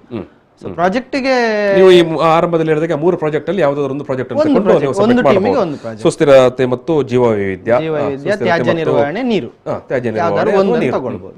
ಸೊ ನಾವು ತ್ಯಾಜ್ಯ ನಿರ್ವಹಣೆ ತಗೊಂಡಿದ್ವಿ. ಅದರ ಆಕ್ಟಿವಿಟಿಗಳನ್ನ ಮಾಡ್ಬೇಕು. ಅಲ್ಲೊಂದು ಫಾರ್ಮ್ಯಾಟ್, 6 ಮಕ್ಕಳನ್ನು ನೀವು ಮ್ಯಾಕ್ಸಿಮಮ್ 6 ಜನ. ಸೊ ಅದನ್ನ ಆಕ್ಟಿವಿಟಿಯನ್ನು ಕಂಡಕ್ಟ್ ಮಾಡಿ ಅದೇ ಮೇಡಮ್ ಕೂಡ ಆಗ ಹೇಳಿದ್ರು, ಅದನ್ನ ಇಂಪಾರ್ಟೆಂಟ್ ಪಾರ್ಟ್ ಇರೋದು ಕೊನೆಯಲ್ಲಿ ಬರೀಬೇಕಾದ ಪ್ರಬಂಧ. ಸೊ ಅದಕ್ಕೆ ಲಿಮಿಟ್ ಇಲ್ಲ, ವರ್ಡ್ ಲಿಮಿಟ್ ಅಂತ ಏನು ಒಂದು ಹೇಳ್ತಾರೆ ಅವರು. ಇದ್ರಲ್ಲಿ ತಂದು ಇಟ್ಟಿದ್ದೀರಿ ಬಹುಶಃ ಅದೆಲ್ಲ ಬರ್ತದ ಅಂತ. ಆ ಪ್ರಬಂಧ ಮಕ್ಕಳು ಹೇಗ್ ಬರೀತಾರೆ, ಮಕ್ಕಳ ಪ್ರಬಂಧಗಳನ್ನ ಮಾಡಿದ ಆಕ್ಟಿವಿಟೀಸ್ ಬಗ್ಗೆ at the end of the day ಒಂದು ಪ್ರಬಂಧ ಬರೋದು. ಇಡೀ ಪ್ರಾಜೆಕ್ಟ್ ಕಂಪ್ಲೀಷನ್ ಆದಾಗ ಒಂದು ಅದರ ಈ ಪ್ರಾಜೆಕ್ಟಿನ ಜೊತೆಗೆ ಅಂದ್ರೆ ಆಕ್ಟಿವಿಟಿಗಳ ಜೊತೆಗೆ ಈ ರಿಫ್ಲೆಕ್ಷನ್ಸ್ ಅನ್ನ ಪ್ರಬಂಧದಲ್ಲಿ ಮಧ್ಯೆ ನಿಮ್ಮ ಮಾತಿನ ಮಧ್ಯೆ ಈ ಆಕ್ಟಿವಿಟೀಸ್ ನಡೆಸಲಿಕ್ಕೆ ಎಷ್ಟು ಅವಧಿ? ಸಮಯ ಸುಮಾರು 2 ತಿಂಗಳ ಟೈಮ್ ಇತ್ತು ಸರ್. ಅರೌಂಡ್ ಆಗಸ್ಟ್ 25 ರೇಂಜಿಗೆ ನಮಗೆ ಇದು ಇಂಟ್ರೊಡ್ಯೂಸ್ ಆಗಿ ಸ್ಟಾರ್ಟ್ ಮಾಡಿ ನಾವು ರಿಜಿಸ್ಟರ್ ಮಾಡ್ಕೊಳ್ಳಿಕ್ಕೆ ಟೈಮ್ ಕೊಟ್ಟಿದ್ರು. ಬೈ ಆಗಸ್ಟ್ ಎಂಡ್ ನಾವು ರಿಜಿಸ್ಟರ್ ಮಾಡ್ಕೊಂಡಿದ್ವಿ. ಸೆಪ್ಟೆಂಬರ್ ಇನ್ನು ಕೂಡ ಶಾಲೆಗಳು ಆರಂಭ ಆಗಿರಲಿಲ್ಲ, ಶಾಲೆಗಳು ತೆರೆದಿರಲಿಲ್ಲ ಕೊರೋನಾದ ಕಾರಣದಿಂದಾಗಿ. ಬಟ್ ಈವನ್ ದೋ ನೀವು ಆಸಕ್ತಿ ವಹಿಸಿ ಇಂಥ ಒಂದು ಕಾಂಪಿಟಿಷನ್ ಭಾಗಿಯಾಗಲಿಕ್ಕೆ ಓಪನ್ ಮಾಡಿದ್ರಿ, ತೆರೆದ್ರಿ. ಸೊ ಆಗಸ್ಟ್ 15ರ ನಂತರ ನಮಗಿದು ಬಂತು. ಮತ್ತೆ ಒಂದು 10 ದಿನ ರಿಜಿಸ್ಟ್ರೇಷನ್ ಟೈಮ್ ಕೊಟ್ಟಿದ್ರು. ಮತ್ತೆ ಈ ಸರಿ ಏನಂದ್ರೆ ಇಲ್ಲಿ ಹಿಂದೆಲ್ಲ ಇದನ್ನ ಬುಕ್ಲೆಟ್ ಕಳಿಸ್ತಿದ್ರಂತೆ ಶಾಲೆಗಳಿಗೆ. ಬಟ್ ಈ ಬಾರಿ ಆ ಪರಿಸ್ಥಿತಿ ಇಲ್ಲ, ಟೆಕ್ಸ್ಟ್ ಬುಕ್ಕೇ ಬಂದಿರಲಿಲ್ಲ, ವಿ ಕುಡ್ ಗೋ, ಎಲ್ಲೂ ಹೋಗೋ ಸಾಧ್ಯತೆ ಇಲ್ಲ. ಸೊ PDF ಕಳಿಸಿದ್ರು, ನಾವೇ ಅದನ್ನ ಪ್ರಿಂಟ್ ಮಾಡ್ಕೊಂಡು ಕೆಲಸ ಶುರು ಮಾಡಿದ್ವಿ. ಅಲ್ಲಿಂದ ಸುಮಾರು ಅಕ್ಟೋಬರ್ 15 ಅಕ್ಟೋಬರ್ 20ರವರೆಗೆ ಟೈಮ್ ಇತ್ತು. ಬೈ ಅಕ್ಟೋಬರ್ ಎಂಡ್ ನೀವು ಪ್ರಾಜೆಕ್ಟ್ ರಿಪೋರ್ಟ್ ಅನ್ನ ಸಬ್ಮಿಟ್ ಮಾಡಬೇಕು ಅನ್ನೋದು ನಮಗೆ ಕೊಟ್ಟ ಟಾರ್ಗೆಟ್. ಸರಿ, 2 ತಿಂಗಳ ಟೈಮ್, ಒಂದು 40ರಿಂದ 50 ದಿನಗಳ ಟೈಮ್ ಇತ್ತು ಅದಕ್ಕೆ. ನೀವು ಅದನ್ನು ಮಾಡಿ ಆಮೇಲೆ ಪ್ರಬಂಧವನ್ನು ಬರೆದು ಅವರಿಗೆ PDF ಅಲ್ಲೇ ಸಬ್ಮಿಟ್ ಮಾಡೋದು. ಮತ್ತೆ ನಾವೇನಾದ್ರು ಒಂದಿಷ್ಟು ವಿಡಿಯೋಸ್ ಎಲ್ಲ ಮಾಡ್ಲಿಕ್ಕೆ ಅವಕಾಶ ಇತ್ತು. ಅಂದ್ರೆ ಈಗ ನಾವು ಅದೇ ನಾನು ಅದನ್ನ ಹೇಳ್ಬೇಕಾಗಿರೋದು. ಈಗ ಒಂದಿಷ್ಟು ಅವರು ಡಾಟಾ ಕಲೆಕ್ಷನ್ ಅದಕ್ಕೆಲ್ಲ ಒಂದು ಮೆಥಡ್ ಇದೆ. ಅದನ್ನು ಮಾಡಿದ ನಂತರ ಏನ್ ಅನ್ನಿಸ್ತು ಅನ್ನೋದನ್ನ ಮಗು ತನ್ನದೇ ಒಂದಿಷ್ಟು ಬರವಣಿಗೆ ಮಾಡಬಹುದು, ಒಂದು ಕಥೆಯ ಮೂಲಕ ಹೇಳುದು. ಅಂದ್ರೆ ನಾನು ಎಲ್ಲ ಕಡೆ ಕಸ ನೋಡಿದೆ ಅನ್ನೋದನ್ನ, ಈಗ ನಮ್ಮ ಹುಡುಗರು ಒಂದು ಕತೆ ಬರ್ದಿದ್ರು, ಒಬ್ಬ ಹುಡುಗ ಅವನಿಗೆ ಅಜ್ಜಿ ಮನೆಗೆ ಹೋದ, ಅವನಿಗೆ ಅಲ್ಲಿ ಕಸ ಕಂಡಿತ್ತು, ಇಲ್ಲಿ ಸೊ ಅವರು ನೋಡಿದ್ದನ್ನೇ ಒಂದು ಕಥೆಯಾಗಿ ಕನ್ವರ್ಟ್ ಮಾಡ್ಲಿಕ್ಕೆ ಅವಕಾಶ ಇತ್ತು. ಸೊ ಇನ್ನೊಂದು ಮಗು ಚಿತ್ರ ಮಾಡಿತ್ತು ಅದನ್ನೇ. ಸೊ ಕಥೆ, ಚಿತ್ರ, ಹಾಡು ಏನ್ ಬೇಕಾದ್ರೂ ಮಾಡ್ಲಿಕ್ಕೆ ಅವಕಾಶ ಇತ್ತು. ಸೊ ಇದೆಲ್ಲ ಆಕ್ಟಿವಿಟಿಗಳಿಗೂ ಇದಿತ್ತು, ಆಪ್ಷನ್ ಇತ್ತು. ಸೊ ರಿಫ್ಲೆಕ್ಷನ್ ನಲ್ಲಿ ಮಗು ತನ್ನದೇ ಎಕ್ಸ್ಪ್ರೆಷನ್ ಗೆ ಅವಕಾಶ. ಇದು ಸಾಮಾನ್ಯ ಕ್ಲಾಸ್ ರೂಮ್ಗಳಲ್ಲಿ ಇಲ್ಲ. ಸಾಮಾನ್ಯ ಕಟ್ ಅಂಡ್ ಪೇಸ್ಟ್ ಅಲ್ಲೂ ಕೂಡ ಆಗುದಿಲ್ಲ, ಸೈಬರ್ಗೆ ಹೋದರೆ ತಂದು ಅಂಟಿಸಲಿಕ್ಕೂ ಆಗುದಿಲ್ಲ. Very interesting. ಆ ಎಕ್ಸ್ಪ್ರೆಷನ್ ಮಗುವಿಗೆ ತನ್ನ ಪ್ರತಿಭೆಯನ್ನು ಹೊರಹಾಕುವ ದಾರಿ ಯಾವುದು ಅನ್ನೋದನ್ನು ಕಂಡುಕೊಳ್ಳಿಕ್ಕೆ ಒಂದು ಮಾರ್ಗ ಆಗ್ತದೆ. ಬಿಕಾಸ್ ನಾನು ಚಿತ್ರ ಮಾಡುವವನ, ನಾನು ಚಿತ್ರದಲ್ಲಿ ಸರ್ ನಾನು ಚಿತ್ರ ಮಾಡ್ತೇನೆ ಅಂತ, ಇನ್ನೊಬ್ಬ ಸರ್ ನಾನೊಂದು ಹಾಡು ರೆಡಿ ಮಾಡಿ ಹಾಡ್ತೇನೆ ಅಂತ. ಸೊ ಹಾಡು ರೆಡಿ ಮಾಡೋದು ಒಂದು ಸ್ಕಿಲ್, ಹಾಡೋದು ಒಂದು ಸ್ಕಿಲ್ ಸರ್. ಸೊ ಈ ಎಲ್ಲದಕ್ಕೂ ಸ್ಪೇಸ್ ಇತ್ತು. ಅದು ದೊಡ್ಡ ಅಡ್ವಾಂಟೇಜ್. ನಾವು ವಟಾರ ಶಾಲೆ ಅದು ಇದು ಈಗ ಗ್ಯಾಪ್ ಆದಾಗ, ಕೊರೋನಾ ರಜೆ ಆಗಿತ್ತು, ಗ್ಯಾಪ್ ಆಗಿತ್ತು, ಈ ಎಲ್ಲ ಸಂದರ್ಭದಲ್ಲಿ ಆನ್ಲೈನ್ ಕ್ಲಾಸಲ್ಲೂ ಸುಮ್ಮನೆ ಈಗ ನಾವೇ ಆನ್ಲೈನ್ ಕ್ಲಾಸ್ ನಮಗೆ ಕೊಟ್ಟಾಗ್ಲೂ ನಾವು ಸುಮ್ಮನೆ ಕೇಳ್ತಿದ್ವಿ, ಆಗ್ತಿರ್ಲಿಲ್ಲ. ಕಷ್ಟ ಇದೆ ಸರ್, ಅದು ಸಾಧ್ಯ ಇಲ್ಲ. ಹಾಗಿರುವಾಗ ಇವ್ರಿಗೆ ಹೇಗಿದೆ ಸರ್, ನಾಳೆ ಎಂತದು ಫುಲ್ ಓದಿ ಸರ್, ಇವತ್ತು ನಾಳೆ ಇದು ಮಾಡ್ಬೋದಾ ಅಂತ ನಮ್ಮ ಮಕ್ಳು ಹಾಗೆ ಶುರು ಮಾಡ್ತಿದ್ರು. ನಾಳೆ ಇವತ್ತು ಯಾವ್ದು ಮಾಡೋದು ಸರ್, ಇವತ್ತು ಇದು ಹೀಗೆ. ಸೊ ಅವರಿಗೆ ನಾವೇನ್ ಮಾಡ್ಬೇಕಂದ್ರೆ ಇಷ್ಟ, ಇವತ್ತು ಹೀಗೆ ಹೋಗ್ಬೇಕು, ಹೀಗೆ ಮಾಡ್ಕೊಂಡ್ ಬರಬೇಕು ನೀವು. ಎಲ್ಲಿವರೆಗೆ ಅಂದ್ರೆ ಅದ್ರಲ್ಲಿ ಒಂದು ಇಂಟರ್ವ್ಯೂ ಮಾಡ್ಲಿಕ್ಕೆ ಒಂದು ಆಕ್ಟಿವಿಟಿ ಇದೆ, ಬಾರಿ ಮಜಾ ಇದೆ. ಈಗ ನಾವೇನ್ ಮಾಡಿದ್ವಿ ಅಂದ್ರೆ, ಹಿಂದೆ ಮದುವೆಗಳು ಹೇಗಾಗ್ತಿತ್ತು, ಈಗ ಹೇಗಾಗ್ತದೆ, ಅಲ್ಲಿ ಕಸ ಎಷ್ಟಾಗ್ತಿತ್ತು, ಇಲ್ಲಿ ಈಗ ಎಷ್ಟು ಕಸ ಆಗ್ತದೆ ಅಂತ. ಸೊ ಅದಕ್ಕೆ ಏನ್ ಮಾಡ್ಬೇಕು, ಈಗ ಮದುವೆ ಹೇಗಾಗ್ತಿತ್ತು ಅಂದ್ರೆ ಅಪ್ಪನನ್ನು ಅವರೇ ಹೇಳ್ತಾರೆ, ಅವರೇ ಕೂತ್ಕೊಂಡು ಹೇಳ್ತಾರೆ. ಹಿಂದೆ ಹೇಗಾಗ್ತಿತ್ತು ಅಂದ್ರೆ ಮನೆಯಲ್ಲಿ ಅಜ್ಜನೋ ಯಾರನ್ನೋ ಹೋಗಿ, ಅದಕ್ಕೆ ಏನ್ ಮಾಡ್ಬೇಕು, ಅವರೇ ನೋಡ ಬರೀರ ಮರ ಕ್ವಶನ್ ಅಂದೆ, ಕೂತ್ಕೊಂಡ್ರು ಬರ್ದ್ರು, ಸರ್ ಇಷ್ಟು ಸಾಕ, ಇದು ಹೀಗೆ ಬರಿಬೋದಾ ಪ್ರಶ್ನೆ ಅಂತ. ಸೊ ಅಷ್ಟು ದಿನ ಉತ್ತರಕ್ಕೆ ಮಾತ್ರ ಇದ್ದ ಮಕ್ಕಳು ಪ್ರಶ್ನೆಯನ್ನು ತಯಾರು ಮಾಡುವುದನ್ನು ಕಲ್ತರು. ಸೊ ಕ್ವೆಶ್ಚನಿಂಗ್ ಸ್ಟಾರ್ಟ್ ಆಯ್ತು. ಸೊ ಸೈನ್ಸ್ ಲರ್ನಿಂಗ್ ಗೆ ನಾನು ಟೀಚರ್ ಆಗಿ ನಂಬ್ಕೊಂಡದ್ದು ಹೆಂಗಂದ್ರೆ, ಪ್ರಶ್ನೆ ಮಾಡದೆ ನೀವು ವಿಜ್ಞಾನ ಕಲಿಲಿಕ್ಕೆ ಸಾಧ್ಯ ಇಲ್ಲ ಅಂತ. ಸೊ ಆ ಪ್ರಶ್ನೆಗಳನ್ನ ಅವರೇ ಮಾಡಿದ್ರು. ಮತ್ತೆ ಸರ್ ಇದಾದ್ಮೇಲೆ ಇದು ಕೇಳ್ಬೇಕಾ, ಇದಾದ್ಮೇಲೆ ಇದು ಕೇಳ್ಬೇಕಾ, ಒಂದು ನಾಟಕ ಸ್ಕ್ರಿಪ್ಟ್ ಮಾಡಿದಾಗೆ ಅವ್ರು ಕ್ವಶನ್ ಮಾಡಿ ಅದನ್ನು ಸ್ಕ್ರಿಪ್ಟ್ ಮಾಡಿದ್ರು, ಇದಾದ್ಮೇಲೆ ಇದು ಕೇಳಬೇಕು ಅನ್ನುವ. ಸರ್ ಇದು ಜೀವನದಲ್ಲಿ ಎಲ್ಲೆಲ್ಲೋ ಸಾಧ್ಯ ಆಗೈತೆ. ಬಹುಶಃ ನೀವು ಇವತ್ತೊಂದು ಆಂಕರ್ ಆಗಿದ್ರೆ ಈ ಸ್ಕಿಲ್ಗಳು ಎಲ್ಲೋ ನೀವು ಕಲ್ತಿದ್ದೀರಿ, ಖಂಡಿತ ಸರ್. ಇದು ನನಗೆ ಇದು ಜೀವನಕ್ಕೆ ಲಿಂಕ್ ಆಗುದು ಹೀಗೆ ಸರ್, ಜೀವನಕ್ಕೆ. ಎಸ್, ಇದು ರೋಸಿನಾ ಮೇಡಮ್, ನಿಮ್ಮ ಮಕ್ಕಳ, ಈಗ ಅರವಿಂದ್ ಅವರು ಆ ಮಕ್ಕಳದು ಕಥೆಯನ್ನು ಹೇಳ್ತಾ ಹೋದ್ರು. ನಿಮ್ಮ ಮಕ್ಕಳು ಏನ್ ಮಾಡ್ತಾ ಇದ್ರು, ನೀವೆಲ್ಲ ಈ ಪ್ರಾಜೆಕ್ಟ್ಗೆ ಗೈಡ್ ಮಾಡ್ತಾ ಹೋದಾಗ ಅವರ ಇನ್ವಾಲ್ವ್ಮೆಂಟ್ ಅಂತ ಹೇಳಿದ್ರೆ, ಸ್ಟಾರ್ಟಿಂಗ್ ಅವ್ರಿಗೆ ಅದೇ ಆಗ್ಲೇ ಹೇಳಿದಾಗ 2 ವರ್ಷ ಬರೆಯೋ ಸ್ಕಿಲ್ ಇರ್ಲಿಲ್ಲ, ಓದುವ ಸ್ಕಿಲ್ ಇರ್ಲಿಲ್ಲ ಅವ್ರಿಗೆ. ನಾನು ಅವರಾಗಿ ಬರೀಲಿಕ್ಕಿತ್ತು ಆಕ್ಚುಲಿ. ಬರೀಲಿಕ್ಕೆ ಹೇಳಿದಾಗ ಎಷ್ಟೋ ಸ್ಪೆಲ್ಲಿಂಗ್ ಮಿಸ್ಟೇಕ್ಸ್, ಅಂದ್ರೆ ಬರೆಯೋ ಪ್ರಾಕ್ಟೀಸೇ ಅದಕ್ಕೆ ನಾನು ಅವರಿಗೆ ಬರೆದು, ಅಂದರೆ ಈಗ ಅವರು ನನಗೆ ಸಿಗ್ತಿರ್ಲಿಲ್ಲ, ಎಲ್ಲ ವಾಟ್ಸಪ್ಪಲ್ಲಿ ಕಳಿಸ್ಲಿಕ್ಕೆ ಕರೆಕ್ಷನ್ ಮಾಡ್ತಿದ್ದೆ ರಾತ್ರಿ ಕೂತ್ಕೊಂಡು. ಮತ್ತು ಅವರಿಗೆ ಹಿಂದೆ ಕಳಿಸೋದು, ಪುನಃ ಕರೆಕ್ಷನ್ ಮಾಡಿ ಪುನಃ ಹಿಂದೆ ಕಳಿಸೋದು, ಹಾಗೆಲ್ಲ ಮಾಡ್ತಿದ್ದೆ ರಾತ್ರಿ ತನಕ. ಮತ್ತು ಮರುದಿನ ಅವರನ್ನು ಕರೆಸಿ ಪುನಃ ಅವರನ್ನು ಬರೆಸ್ತಿದ್ದೆ. ಮತ್ತೆ ಅವರಿಗೆ ಒಂದು ರೂಢಿ ಆಯಿತು, ಬರೆಯೋ ಒಂದು ಶೈಲಿ ಅದೆಲ್ಲ ಬಂತು. ಆಮೇಲೆ ಅವರಿಗೆ ಅದೇ ಸರ್ ಹೇಳಿದಾಗೆ ಕ್ವೆಶ್ಚನಿಂಗ್ ಹ್ಯಾಬಿಟ್, ಮತ್ತು ಇಂಟರ್ವ್ಯೂ ಮಾಡೋದು, ಪರರ ಹತ್ರ ಹೋಗಿ ಹೇಗೆ ಮಾತನಾಡೋದು. ಈಗ ಕಸ ವಿಲೇವಾರಿ ಮಾಡ್ತಾರೆ, ಅವರದ್ದು ಒಂದು ದಿನದ ಅವರದ್ದು ಹೇಗೆ ಡೈಲಿ ರುಟೀನ್, ಅವ್ರು ಬೆಳಿಗ್ಗೆಯಿಂದ ಹೇಗೆ ಕೆಲಸ ಮಾಡ್ತಾರೆ, ಅವರನ್ನ ಹೇಗೆ ಟ್ರೀಟ್ ಮಾಡ್ತಾರೆ ಜನರು, ಕಸ ತಗೊಳ್ಳುವವರನ್ನ ಒಂದು ಕಸದಾಗೆ ನೋಡ್ತಾರೆ. ಹಾಗೆ ಅದು ಮಾನವೀಯತೆ ಕೂಡ ಇದೆ. ಅವ್ರಿಗೆ ನಮ್ಮ ಮಕ್ಕಳು ಹೋಗಿ ಮಾತನಾಡಿಸ್ಬೇಕಾದ್ರೆ ತುಂಬಾ ಖುಷಿ ಆಗ್ತಿತ್ತು. ಯಾರು ನಮ್ಮ ಹತ್ರ ಮಾತನಾಡಿಸೋದಿಲ್ಲಮ್ಮ, ನೀವು ಹೇಗೆ ನಮ್ಮ ಹತ್ರ ಮಾತನಾಡಿಸಿ, ಅವ್ರಿಗೊಂದು ಬಹಳ ಖುಷಿ ಆಗ್ತಿತ್ತು. ಅವ್ರನ್ನ ಕಸ ತೆಗೆಯೋರನ್ನ ಮಾತಾಡಿಸಿದ್ರಿ? ಹೌದಾ, ಎಲ್ಲಿ? ನಾವು ವೇಸ್ಟ್ ಎಲ್ಲ ಕೊಡುವಾಗ, ಮನೆಯಲ್ಲಿ ಮುನ್ಸಿಪಾಲಿಟಿ ಅವರು ಬಂದಾಗ ವೇಸ್ಟ್ ಕೊಡುವಾಗ, ಮತ್ತೆ ವೇಸ್ಟ್ ಡಂಪಿಗೆಲ್ಲ ಹೋಗುವಾಗ, ಡಂಪಿಂಗ್ ಯಾರ್ಡಿಗೆ ಹೋದಾಗ ಅಲ್ಲಿ ಮಾತಾಡಿಸಿದ್ರಿ. ಏನು ಮಾತಾಡಿಸಿದ್ರಿ? ಏನು ಹೇಳಿದ್ರು ಅವರು? ನಾವು ಕ್ವಶನ್ಸ್ ಕೇಳಿದ್ದೇವೆ, ಹೇಗೆ ಡಂಪ್ ಮಾಡೋದು ಹಾಗೆ ಎಲ್ಲ. ಖುಷಿ ಆಯ್ತು ಅವರಿಗೆ ನೀವು ಹೋಗಿ ಮಾತಾಡಿದಾಗ? ಹೌದು ಹೌದು. ಎಸ್. ಈಗ ಅದೇ ನಿಮ್ಮ ಟೇಬಲ್ ಮುಂದೆ ಎಲ್ಲ ಒಂದಷ್ಟು ಬುಕ್ಸ್ ಎಲ್ಲ ತಂದಿಟ್ಟಿದ್ದಾರಲ್ಲ, ಪ್ರಾಜೆಕ್ಟ್ ಏನಿದು ಮೇಡಮ್, ರೋಸಿನಾ ಮೇಡಮ್? ಇದು ಅವರಿಗೆ ಅವರಾಗಿ ಬರೀಲಿಕ್ಕೆ, ಅದರಲ್ಲಿ ಫಸ್ಟ್ ಅವರಿಗೆ ಇಂಟ್ರೊಡಕ್ಷನ್ ಮಾಡ್ಲಿಕ್ಕಿದೆ. ಅವರದೇ ಒಂದು ನಾವೇ ಒಂದು ಟೈಟಲ್ ತಗೊಳ್ಳಿಕ್ಕೆ. ಈಗ ನಾವು ಯೂಸ್ ವೇಸ್ಟ್ ಸೇವ್ ಅರ್ತ್. ಈಗ ನಮ್ಮ ಭೂಮಿಯಲ್ಲಿ ಎಲ್ಲಾ ಕಡೆ ಕಸನೇ ತುಂಬಿಕೊಂಡಿದೆ, ತ್ಯಾಜ್ಯವನ್ನ ಬಳಸಿ ಭೂಮಿಯನ್ನ ಉಳಿಸಿ ಅಂತ ಹೇಳಿ. ಈಗ ನಾವೇನಾಗಿದೆ, ಕಸವನ್ನ ಬಿಸಾಡೋದು. ಈಗ ನಾನಾದ್ರೂ ಆಗ್ಬೋದು, ಕಸವನ್ನ ಬಿಸಾಡೋದು.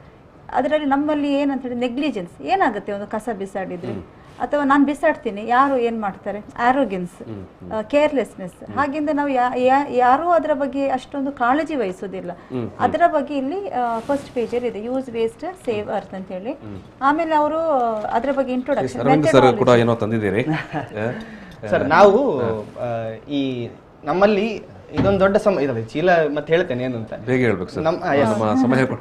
ಈಗ ನಮ್ಮ ಮನೆಗಳಲ್ಲಿ ನಾವೇನು ಯೋಚನೆ ಮಾಡಿದ್ವಿ ಅಂದ್ರೆ, ಈ ರೀಸೈಕಲ್ ಮತ್ತು ಅಪ್ಸೈಕಲ್ ಅಂತ ಒಂದು ವಿಷಯ ಇದೆ ಸರ್. ಅಪ್ಸೈಕಲ್ ಅಂದ್ರೆ ಈಗಾಗಲೇ ಇರುವಂತ ವಸ್ತುವನ್ನ ಇನ್ನೊಂದು ವಸ್ತುವಾಗಿ ಕನ್ವರ್ಟ್ ಮಾಡೋದ್ರಿಂದ ಹೊಸ ವಸ್ತು ಉತ್ಪಾದನೆ ಮಾಡೋದು ಕಡಿಮೆ ಆಗ್ತದೆ ಅಂತ. ಈಗ ಹೆಚ್ಚಿನ ಮನೆಗಳಲ್ಲಿ ಸರ್, ಹಿಂದೆ ಬಡತನ ಇತ್ತು, ಸೀರೆ ಸಿಗುವುದು ತಾಯಂದಿರಿಗೆ ಕಷ್ಟ ಇತ್ತು. ಇವತ್ತು ಏನಾಗಿದೆ ಅಂದ್ರೆ, ಸೀರೆ ಇಡ್ಲಿಕ್ಕೆ ಜಾಗ ಕಷ್ಟ ಆಗಿದೆ. ಸೊ ನಾವೇನ್ ಮಾಡಿದ್ವಿ ಸರ್, ಈ ಉಲನ್ ವರ್ಕ್ ಮಾಡೋ ತರನೇ ಹಳೆಯ ಸೀರೆಯನ್ನ ಕಟ್ ಮಾಡಿ ನೂಲಿನ ಹಾಗೆ ಮಾಡಿ ಮ್ಯಾಟ್ ಸರ್. ಇದು ಡ್ಯೂರೇಬಿಲಿಟಿ ಆಲ್ಮೋಸ್ಟ್ 2 ವರ್ಷ ಬರುತ್ತೆ. ನಾವು ಟ್ರೈ ಮಾಡಿ ನೋಡಿದ್ದೇವೆ, ಹಿಂದೆ ಮಾಡಿದ್ದು. ಸೊ ಈ ತರದ ಚೇಂಜ್ ನಮ್ಮ ಮನೆಯ ಒಂದು ಕಡೆ ಮೂಲೆಯಲ್ಲಿ ಕೂತ್ಕೊಂಡ ವಸ್ತು ನಮ್ಮ ಮನೆಯಲ್ಲಿ ಉಪಯೋಗ ಆಗುವ ವಸ್ತು ಆಗ್ತದೆ. ಸೊ ಇದು ನನ್ನದೇ ಹಳೆಯ ಪ್ಯಾಂಟ್. ಈ ಮಾರ್ಕೆಟ್ಗೆ ಹೋದಾಗ ವೆಜಿಟೇಬಲ್ಸ್ ಅನ್ನೆಲ್ಲ ಹಾಕ್ಲಿಕ್ಕೆ ನಾವು ತುಂಬಾ ಪ್ಯಾಕೆಟ್ಸ್ ಮಾಡಿ ಹಾಕ್ತೇವೆ. ಸೊ ಅದ್ರ ಬದಲು ನನ್ನ ಹಳೆಯ ಪ್ಯಾಂಟ್ ಮತ್ತು ಹಳೆಯ ಶರ್ಟ್ ಅನ್ನು ಮಕ್ಕಳು ಈ ತರ ಕನ್ವರ್ಟ್ ಮಾಡಿ ನಾವು ಕಟಿಂಗ್ ಎಲ್ಲ ಯೂಟ್ಯೂಬ್ ಅಲ್ಲಿ ನೋಡಿ ಕಲ್ತಿದ್ವಿ. ಯೂಟ್ಯೂಬ್ ಅನ್ನ ಬಳಸೋದು ಹೇಗೆ ಅಂತ ಕಲ್ತ್ವಿ. ಸೊ ಈ ತರ ಪಾಕೆಟ್ಸ್ ಇರುವಂತ ಒಂದು ಚೀಲ ಮಾಡಿಕೊಂಡು, ಇದು ಅಂಗಡಿಗೆ ರೆಗ್ಯುಲರ್ ಹೋಗುವಾಗ ಅಲ್ಲಿ ಹೋಗಿ ಅವರ ಹತ್ರ ಪ್ಲಾಸ್ಟಿಕ್ ಕೊಡಿ, ತೊಟ್ಟೆ ಕೊಡಿ ಅಂತ ಕೇಳೋ ಬದಲು ಮತ್ತೊಂದು ನನಗೆ ಬಹಳ ಇಂಪಾರ್ಟೆಂಟ್ ಆಗುವ ವಸ್ತು ಇದು ಸರ್. ಇದಕ್ಕೆ ಇಕೋ ಬ್ರಿಕ್ ಅಂತ ಹೇಳ್ತಾರೆ. ನಾವು ಎಲ್ಲ ಕಡೆ ಖಾಲಿ ಬಾಟ್ಲಿ ನೋಡ್ತೇವೆ, ಯಾಕಂದ್ರೆ ಈ ಬಾಟ್ಲ್ ನಾವು ಬಳಸುವುದಿಲ್ಲ ಮತ್ತೆ ಬಿಸಾಡ್ತೇವೆ. ಮತ್ತೆ ಏನ್ ಮಾಡ್ಬೇಕು ಅಂತ ನಮಗೆ ಗೊತ್ತಿಲ್ಲ. ಸೊ ಇನ್ನೊಂದೇನಂದ್ರೆ, especially chocolate wrapper, biscuit wrapper, ಮತ್ತೆ ಈ ಏನ್ ಬರ್ತದೆ ನಮ್ಮ ಕುರ್ಕುರೆ ತರಹದ ತಿಂಡಿಗಳಿದೆ, ಕುರುಕುಲ್ ತಿಂಡಿಯ ಪ್ಯಾಕೆಟ್ಸ್ ಸರ್. ಅದು ವಿಶೇಷ, ಒಳಗಡೆ ಮೆಟಲ್, ಹೊರಗಡೆ ಪ್ಲಾಸ್ಟಿಕ್, ರೀಸೈಕಲ್ ಆಗುದಿಲ್ಲ. ಮತ್ತೆ ನಾವು ಅದನ್ನು ತಿಂದು ಬಿಸಾಡ್ತೇವೆ ಸರ್. ಬಿಸಾಡಿದ್ದು ಎಲ್ಲಿ ಹೋಗ್ತದೆ ಅಂದ್ರೆ ನಮ್ಮ ಡಂಪಿಂಗ್ ಯಾರ್ಡ್ ಅಲ್ಲಿ ಡಂಪ್ ಆಗ್ತದೆ ಸರ್. ರೀಸೈಕಲ್ ಆಗುದೇ ಇಲ್ಲ. ಸಣ್ಣ ಚಾಕ್ಲೇಟ್ ರ್ಯಾಪರ್ ಅನ್ನು ಯಾರು ಹುಡುಕಿ ರೀಸೈಕಲ್ ಮಾಡ್ತಾನೆ ಸರ್? ನಾವೇನ್ ಮಾಡಬಹುದು ಅಂದ್ರೆ, ಮನೇಲಿ ಒಂದು ಇಂಥ ಹಳೆ ಬಾಟ್ಲ್ಗಳು ನಮಗೆ ಸಿಗ್ತದೆ, ನಾವೇ ತಂದು ಇಟ್ಕೊಳ್ತೇವೆ. ಏನಿಲ್ಲ ಅಂದ್ರೆ ಕೆಲವು ಸ್ಕೂಲ್ ಮಕ್ಕಳೇ ಮಾಡಿದ್ದು ಅಂತ ಒಂದು ಬಿಸ್ಕೆಟ್ ಪ್ಯಾಕೆಟ್ ಆದ್ರೆ ಒಂದು 20 ರಿಂದ 40 ಬಿಸ್ಕೆಟ್ ಪ್ಯಾಕೆಟ್ ಇದ್ರೊಳಗೆ ತುಂಬುತ್ತೆ ಸರ್. ನಮ್ಮ ಮನೇಲಿ ಒಂದು ಇಟ್ಕೊಳ್ಬೋದು, ಡಸ್ಟ್ಬಿನ್ ತರ. ಇದು ದಿನ ತಿಂದ ಮೇಲೆ ತುಂಬಿಸ್ತಾ ಹೋಗುದು. ಇದನ್ನ ಬ್ರಿಕ್ ತರ ಬಳಸಿ ಬಿಲ್ಡಿಂಗ್ ಕನ್ಸ್ಟ್ರಕ್ಷನ್ ಮಾಡ್ತಾರೆ, ಇಟ್ಟಿಗೆ ತರ, ಬ್ಲಾಕ್ ತರ. ಅದಕ್ಕೆ ಇಕೋ ಬ್ರಿಕ್ ಅಂತ ಹೇಳ್ತಾರೆ. ಸೊ ಎಲ್ಲೋ ಡಂಪ್ ಆಗುವ ಬದಲು ಅದು ಒಂದು ಕನ್ಸ್ಟ್ರಕ್ಷನ್ ಮೆಟೀರಿಯಲ್ ಆಗಬಲ್ಲದು. ಈ ತರದ ತುಂಬಾ ಐಡಿಯಾಗಳಿಗೆ ನಮಗೆ ಕಲೀಲಿಕ್ಕೆ ಸಿಕ್ತು. ನಾನು ಇದಿಷ್ಟವರೆಗೆ ಕೇಳಿರ್ಲಿಲ್ಲ, ನಾವು ಈ ಪ್ರಾಜೆಕ್ಟ್ ಇಂದ ಕಲ್ತಿದ್ದು. ನಿಮಗೆ ಕೂಡ ಒಂದಷ್ಟು ಅನುಭವಗಳಾಯ್ತು. ಖಂಡಿತ ಸರ್. ಎಸ್, ರೋಸಿನಾ ಮೇಡಮ್, ಪ್ರಿನ್ಸಿಟಾ ಜೊತೆಗೆ ಅರವಿಂದ ಸರ್ ತುಂಬಾ ಅದ್ಭುತವಾದಂಥ ಒಂದು ವಿಚಾರಗಳನ್ನು ಮುಂದೆ ಇಟ್ಟಿದ್ದೀರಿ. ನಾವು ಪ್ರಾಜೆಕ್ಟ್ ಮಾಡೋದಂತ ಹೇಳಿದ್ರೆ, ಪೋಷಕನಾಗಿ ನಾನು ಕೂಡ ಎಷ್ಟು ಸಮಯ ತಿಳಿದದ್ದೇ, ಇದನ್ನು ಕೊಡ್ತಾರೆ ಮತ್ತು ಅದಕ್ಕೆಲ್ಲ ಏನು ಸೈಬರ್ ಸೆಂಟರಿಂದ ತಂದು ಅಂಟಿಸಿ ಜೋಡಿಸುವುದಂತ ಅದಲ್ಲ, ಅದರ ಆಚೆಗೂ ಕೂಡ ಪ್ರಾಕ್ಟಿಕಲ್ ಆಗಿ ಸುತ್ತಾಟ ಮಾಡಿ, ಫೀಲ್ಡ್ ವರ್ಕ್ ಮಾಡಿ ಅಲ್ವಾ ಪ್ರಿನ್ಸಿಟಾ? ಮಾತಾಡಿಸಿ ಪ್ರೈಸ್ ಬಂತು ಅನ್ನೋದಕ್ಕಿಂತ ಇಷ್ಟು ಕಲೀಲಿಕ್ಕೆ ಸಿಕ್ತು ಅನ್ನೋದೇ ಹೆಚ್ಚು ಖುಷಿ. Yes, great. ಅವೆಲ್ಲವನ್ನು ನೀವು ಮಾಡಿ ತೋರಿಸಿದರೆ ಇವತ್ತು ರಾಷ್ಟ್ರ ಮಟ್ಟದಲ್ಲಿ ಮಂಗಳೂರಿನ ಬಜಿಪೆಯ ಸೈಂಟ್ ಜೋಸೆಫ್ ಪ್ರೌಢಶಾಲೆ ಜೊತೆಗೆ ಬಂಟ್ವಾಳದ ವಿಟ್ಲದ ಮುಡಂಬೈಲು ಸರ್ಕಾರಿ ಹಿರಿಯ ಪ್ರಾಥಮಿಕ ಶಾಲೆ ಗುರುತಿಸಲ್ಪಟ್ಟಿತ್ತು. ಈ ಶಾಲೆಯ ಶಿಕ್ಷಕರು ಇವತ್ತು ಅವರ ಅನುಭವಗಳನ್ನು, ವಿದ್ಯಾರ್ಥಿಗಳು ಅವರ ಅನುಭವಗಳನ್ನು ನಮ್ಮ ಜೊತೆಗೆ ಹಂಚಿಕೊಂಡಿದ್ದಾರೆ. ಒಂದು ನಾವು ಮನಸ್ಸು ಮಾಡಿದರೆ ನಮ್ಮ ನಿಗದಿತ ಏನು ಟೈಮ್ ಟೇಬಲ್ ಅಥವಾ ಶೆಡ್ಯೂಲ್ ಇರುತ್ತೆ ಅದರ ಆಚೆಗೆ ಕೂಡ ನಿಂತು ನಾವು ಪರಿಣಾಮಕಾರಿಯಾಗಿ ಸೃಜನಶೀಲರಾಗಿ ಏನು ಮಾಡಬಹುದು ಅನ್ನೋದನ್ನು ಈ ವಿದ್ಯಾರ್ಥಿಗಳು, ಈ ಶಿಕ್ಷಕರು ತೋರಿಸಿಕೊಟ್ಟಿದ್ದಾರೆ. ಪ್ರಿನ್ಸಿಟಾ, ನಿನಗೆ ಮೊದಲ ಧನ್ಯವಾದಗಳು. ಥ್ಯಾಂಕ್ ಯು ಸರ್, ನಮಗೆ ಆಪರ್ಚುನಿಟಿ ಕೊಟ್ಟಲಿ. Yes, great, thank you. Rosina Florence D'Souza madam, ನಿಮಗೆ ಕೂಡ ಪ್ರೀತಿ ಧನ್ಯವಾದಗಳು. ಅದೇ ರೀತಿಯಾಗಿ ಅರವಿಂದ ಕುಡ್ಲ ಸರ್, ಪ್ರೀತಿ ಧನ್ಯವಾದಗಳು. ಸರ್, ಕರಾವಳಿಯ 2 ಶಾಲೆಗಳೇ ಕರ್ನಾಟಕದಿಂದ ರಾಷ್ಟ್ರ ಮಟ್ಟಕ್ಕೆ ಆಯ್ಕೆ ಆಗಿರೋದು, ಅದು ನಮಗೆ ಇನ್ನೂ ಖುಷಿ ಸರ್. ಗ್ರೇಟ್ ಸರ್, ನಮಗೆ ಕೂಡ ಖುಷಿ. Thank you. ಎಸ್ ವೀಕ್ಷಕರೇ, ನಾನು ಈ ಒಂದು ಮಾತುಕತೆಯನ್ನು ಇಲ್ಲಿ ಸಮಾಪನ ಮಾಡ್ತಾ ಇದ್ದೇನೆ. ವಿದ್ಯಾರ್ಥಿಗಳು ಮತ್ತು ಶಿಕ್ಷಕರು ಜೊತೆಯಾಗಿ ಸೇರಿದರೆ ಯಾವ ರೀತಿಯಾಗಿ ಒಂದು ಪರಿಣಾಮಕಾರಿಯಾಗಿ ಮತ್ತು ತುಂಬ ಸೃಜನಶೀಲರಾಗಿ ಆಲೋಚನೆ ಮಾಡಿ ಮತ್ತು ಕಾರ್ಯಪ್ರವೃತ್ತರಾಗಿ ತಮ್ಮ ಒಂದು ಸಾಧನೆಯ ಮೂಲಕ ಒಂದು ಹಳ್ಳಿಯ, ಒಂದು ಗ್ರಾಮೀಣ ಭಾಗದ ಶಾಲೆಗಳು ಇವತ್ತು ರಾಷ್ಟ್ರ ಮಟ್ಟದಲ್ಲಿ ಗುರುತಿಸಲಿಕ್ಕೆ ಸಾಧ್ಯ ಆಯಿತು ಅನ್ನೋದನ್ನು ಇವರು ತೋರಿಸಿಕೊಟ್ಟಿದ್ದಾರೆ. ಎಸ್, ಈ ಒಂದು ಮಾತುಕತೆಯನ್ನು ಸಮಾಪನ ಮಾಡ್ತಿದ್ದೇನೆ. Thank you. ಪ್ರಚಲಿತ ಈ ಕಾರ್ಯಕ್ರಮದ ಪ್ರಾಯೋಜಕರು father Muller's charitable trust, SDM college, Ujire.